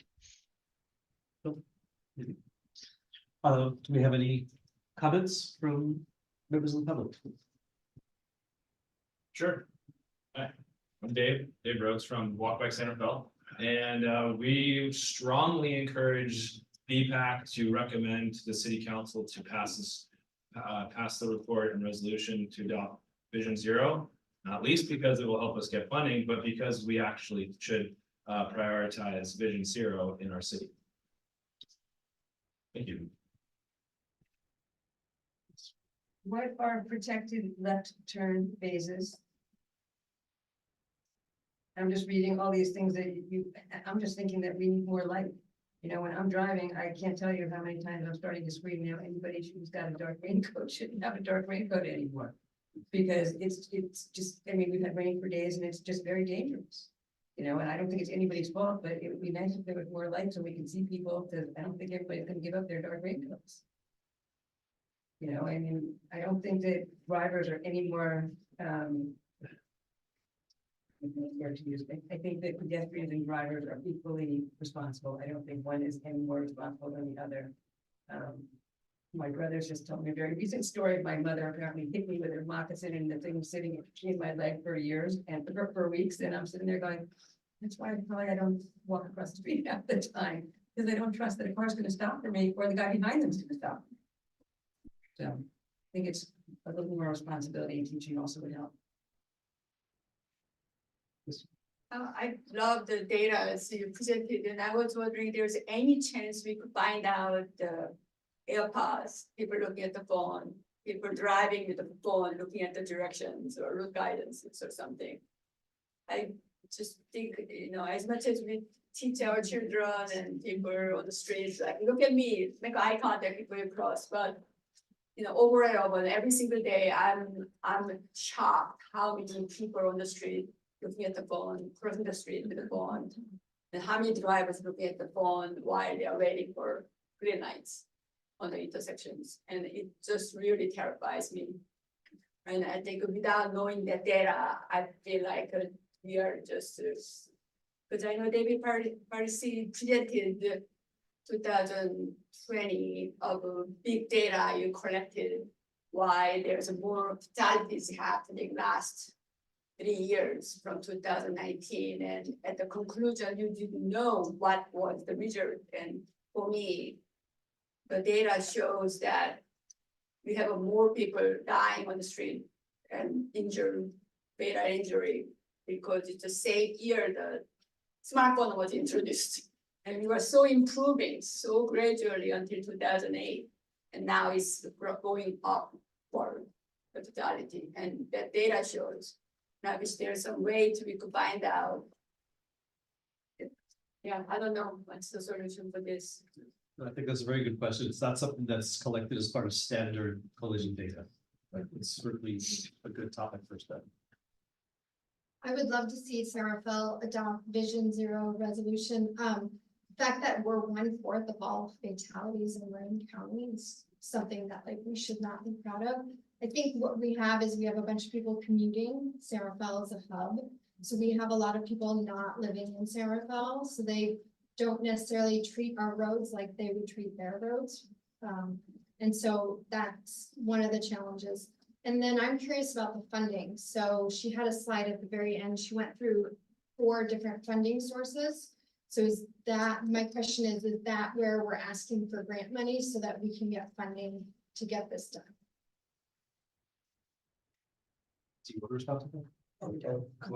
Collectible. Okay, so more comments? Yes, I also support Vision Zero for Santa Fe. While every road user has responsibility and light flows certainly make maybe more sense at night for pedestrians than dark flows. The onus really is in the end on the drivers of 2-ton motor vehicles, that they need to be aware that they're driving a machine that has the ability to easily kill people, and it's happening all the time.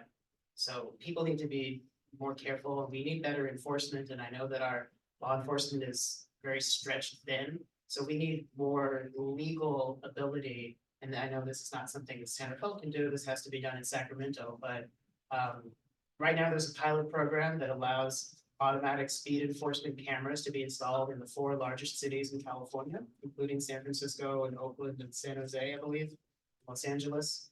And tell your legislators in Sacramento that we need this all over California. We need it in San Rafael. It will take the pressure off of law enforcement because they don't have the ability to be everywhere at once. We really need stricter enforcement of bad drivers who endanger people's lives. You do know that we had that in San Rafael already years ago. Yes. I'm Joe Mulligan. I'm the safety director with Marin Cyclists. And I again support Vision Zero, as others have mentioned. And I'm just hoping that it can be achieved sometime before 2050. That I'd like to have that, any way that we can crunch that would be greatly appreciated. I think we have a lot of seniors on our club. There's a 500 member club, and some of them won't be around by then.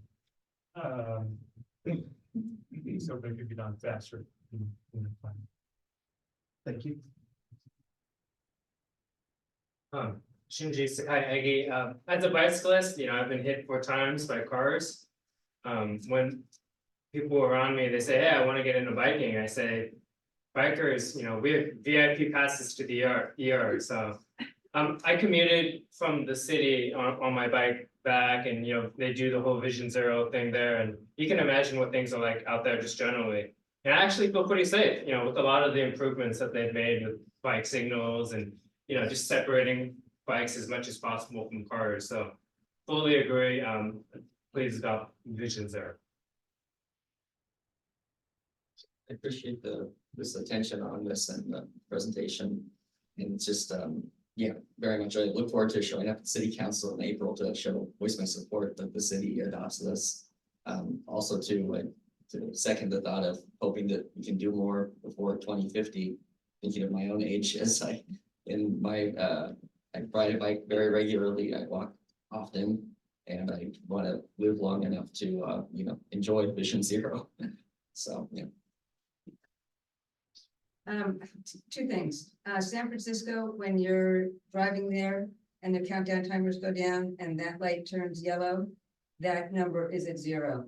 We don't have consistency here like that, and that is really dangerous for any pedestrian who's going to go run across the street because they see now that the thing is not counting anymore, but it's still a green light, and it changes all the time. I mean, I was just coming down the street the other day, and I was like, why isn't this like working? Like, it should be green for everybody to just get out of there.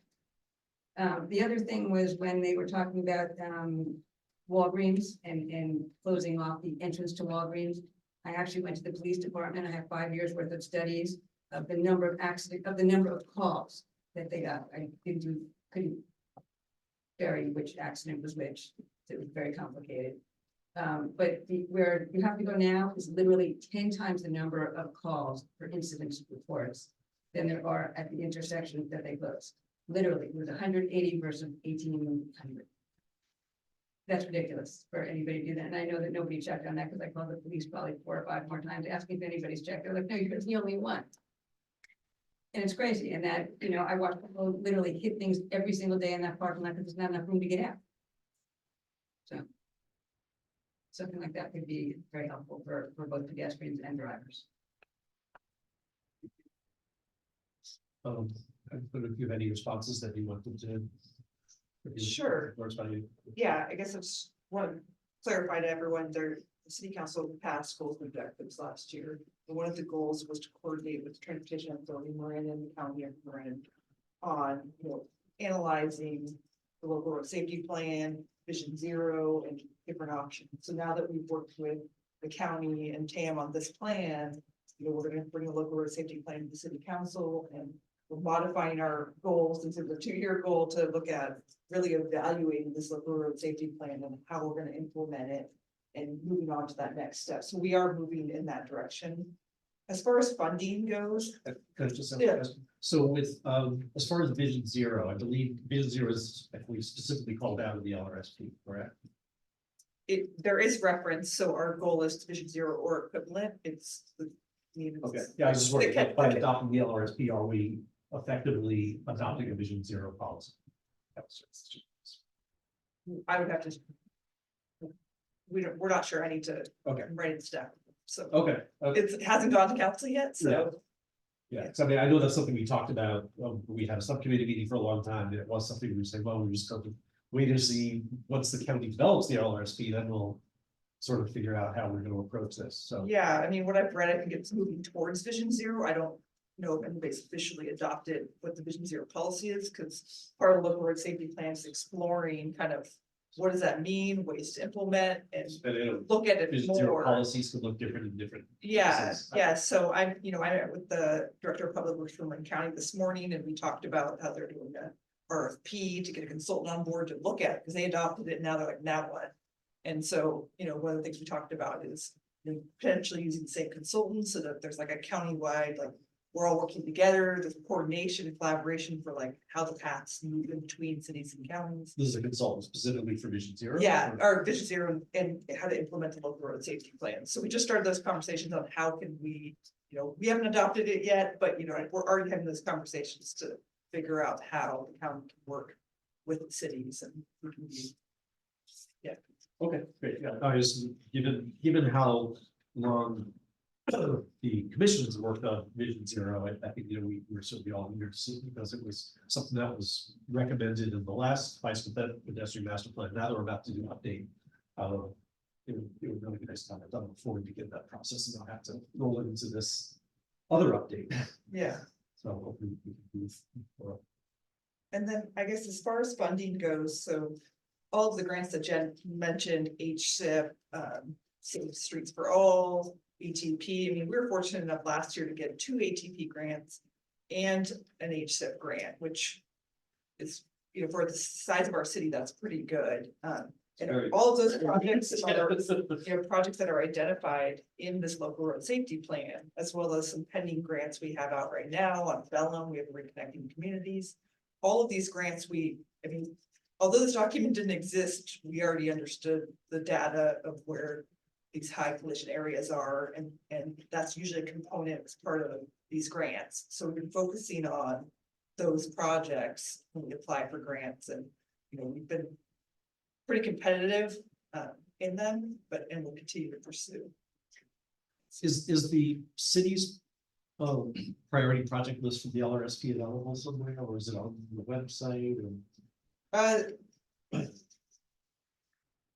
We'll make it in a more obvious location than where you can find it. I mean, if you Google local road safety plan in Marin County, you would find it, but we'll make sure it's on the BPAC website and a clear location for people. Because it's been adopted by the county and TAM, so you can see their board presentations, which is similar to what Jen did. She was specific to San Rafael and showing the data in San Rafael. But yeah, we can put it in an easier location. Okay, great. Actually, we could just attach it to the meeting minutes to do that for this one. That'd be great. Yeah, hopefully when we do the upcoming bicycle pedestrian master plan update, that can all be kind of thrown in as part of the effort to prioritize what needs to happen. So I don't know if commissioners want to provide any comment. I mean, our item is just to receive comment. So yeah, I'll very quickly say thank you very much to Jen. It's a very eye-opening report. I followed it last month when it came out. think it's a understatement to say that it is unflattering for San Rafael, and I think it highlights a lot of the work that needs to be done. I did want to read a quick quote from the IJ newspaper article about this that came out in February. And it was from Mayor Kate, because she couldn't be here tonight, but her quote in the paper was, "I'm a big supporter of Vision Zero. And this really provides the data and the background for making those decisions to make our streets even safer," said San Rafael Mayor Kate Collin, the city's representative on the TAM board. Collin said she's eager to have the plan presented to her council and considered for adoption. I liked reading that in the paper. I'll also echo Barry's comments that we've been pushing this for a committee at least since 2019. We had our subcommittee, I think it started for a long time. And so I'm excited to see it going forward. And then, your answer was you don't know what, is this adopting Vision Zero? I think adopting Vision Zero is a great ultimate goal. And I think it's been pretty clear that this committee had wanted to do that for quite some time. So I think we'll keep advocating for that. I was also struck by in the chart that Jen showed, just when it showed the causes of various collisions, the pedestrian right of way in Zarabella was so far higher than any other bar. And I've looked through the data, and an alarmingly large number of collisions are due to that in the downtown area. So I'm hoping that's something we need to focus on in the plan update, figure out what specifically is causing those issues and what we can do to address it, because that's just a huge issue for us. We rank very poorly compared with other comparable communities of the state level. So thanks everyone for putting that grant together. I'm glad to hear that we're going to be positioned to continue to go after funding, and hopefully the city will continue to have success in that regard. Receive and file. Okay, I think that covers our agendas. Next item would be just time for public comments for items not on the agenda. Is there anything else before that we? No, okay. And anything else that anyone wants to talk about for items that were not on the agenda tonight? Synchronizing lights. Oh, Lori did have a question for staff about the timing of lights and the countdown of lights. Ending zero. I don't know if the other. Yeah, so I mean, one of the things that our transportation team has been looking at is doing assessments of all the intersections to see where we have pedestrian push buttons, where we don't, where we have countdowns, where we don't, and kind of unifying that throughout this, like making sure they're all the same. It's not a quick process. We have 90, I think, intersections with signals. So we're working on that to figure out, what we need to do. And then we're gonna have to create a funding plan associated with that. We do have funds to do some, but not all at once. So we're working on that. How does one know which one is gonna be synchronized and which isn't when you're trying to cross the street? I mean, that's not an easy thing to do. Literally, in San Francisco, every single one works that way, and so the drivers know and the pedestrians know. I mean, I'm always afraid a pedestrian's gonna go flying across the street because I've done that. It's not smart, but we do it because the light's still green. Yeah, I don't know if San Francisco's system is standard. Because I have not seen other communities work that out. So I wonder if they're doing something externally. Yeah, and my fear is that somebody's gonna be at this intersection and on the same street, just, on Third Street as opposed to Second Street or something like that, assuming that they work the same way, and they don't. That's dangerous. I'm Jeff Rhodes, Resilient Shore. A couple of questions, actually. The first is regarding the connection to April. Your team's currently working on extending bike and pedestrian improvements on Grand up to 4th, and I'm really excited to see that project move forward. Is there any project budgeted, designed to connect Grand to the transit center at this time via 4th and via 3rd? We can't respond to questions during open. So we can take the notes, but there's an email on the agenda, which you email us that. Right. Yeah, this is just the comment period. So if I'm sorry, I got here late. I had a meeting conflict. And I guess the other question is regarding all the signal timing between Grand, Otherton, West Tamalpais. It seems as if there's some unutilized signal time and I'm wondering if there's flexibility in being able to time and coordinate those signals so that we have a little bit more efficient movement east and west across the 101 smart corridor. And I guess maybe that's been discussed as well, but I'm sorry I got here late. Yeah, I mean, if you have questions like that, that may be something you just want to email after the meeting and then someone can respond to you. This is really just for comment to receive comment. Very well, thank you. Okay. Oh, sorry, I couldn't see you. The other two things, the string bridge between the Third Street to Canal, that's something, it's, I think we need to really push that project because I see every day there are like 700 kids walking metro. And I think that will really help kids to walk and bike to their home. It'll be so short. And it'll reduce all the pedestrian, creating the congestion for the transit center and crossing to the bus stop from all the way to Third and crossing to the Third Street to the bus stop. And I see every day that could really improve even overall traffic all around the area.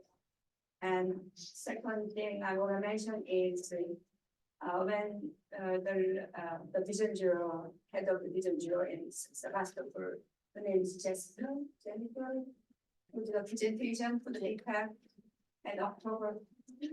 Jen? Yeah, Jen did an amazing presentation on October 2021. And it was a very striking for to learn that she clearly told us in the presentation, most of the fatality happens, the vehicle turning left against the oncoming traffic and hitting the pedestrian crossing the street because they are busy looking at the opposite direction. Some of them changed the C and D and B street to A. That create, actually only C and D street changed to 2A, create the 12 new intersections that vehicles now crossing opposite direction, so crosswalk. That's a map I create, I gave it the net. And they create the opposite of a Vision Zero that's Jen presented that day. I was shocked. And now B Street 2A create another probably 8 new intersections that opposite direction vehicles. We have to just make a no left turn, opposite direction. Either make the right turn only. But we need to make it one way, again, the way it was, which makes life a lot easier. I'm proposing because somebody said there's no way changing back to one way. Well, that's not correct. So think about it, that's it. Thank you for your comments. So I just want to make sure we did opposite of Vision Zero was preaching. Jen presented That did make it. in 2020. And then again 2023. Okay. Thank you. Thanks very much. I think that covers, sorry, you have something? You want? Just want to thank you for your work, Chair. Yeah, it's a hard job to do this. It's all volunteer. A lot of extra work goes into it, coordinating staff, and also it's a big deal. So just appreciate that. Thank you. Big shoot. No, we'll go back. Yeah, this is not our normal meeting time. No, There's no. conflict in the other. We're gonna be in the jail. And then a quick note that a number of committee members are terming off after the next meeting is their last official meeting. So there will be, applications are now open to serve on this committee and the interviews are in April for that. I know some of us hope to be on it again. Application but- directly due on March 18th, get them in by.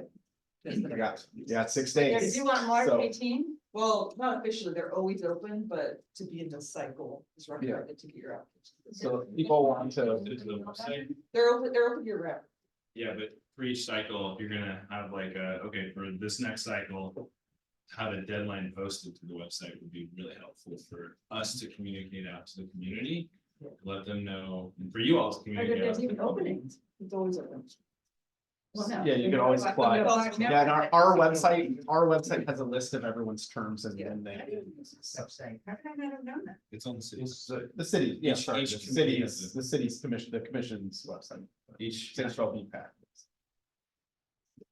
It doesn't come up when I can be back in there. Okay. Do I have a motion to adjourn? Okay, so motion. All right. So moved. Thank you.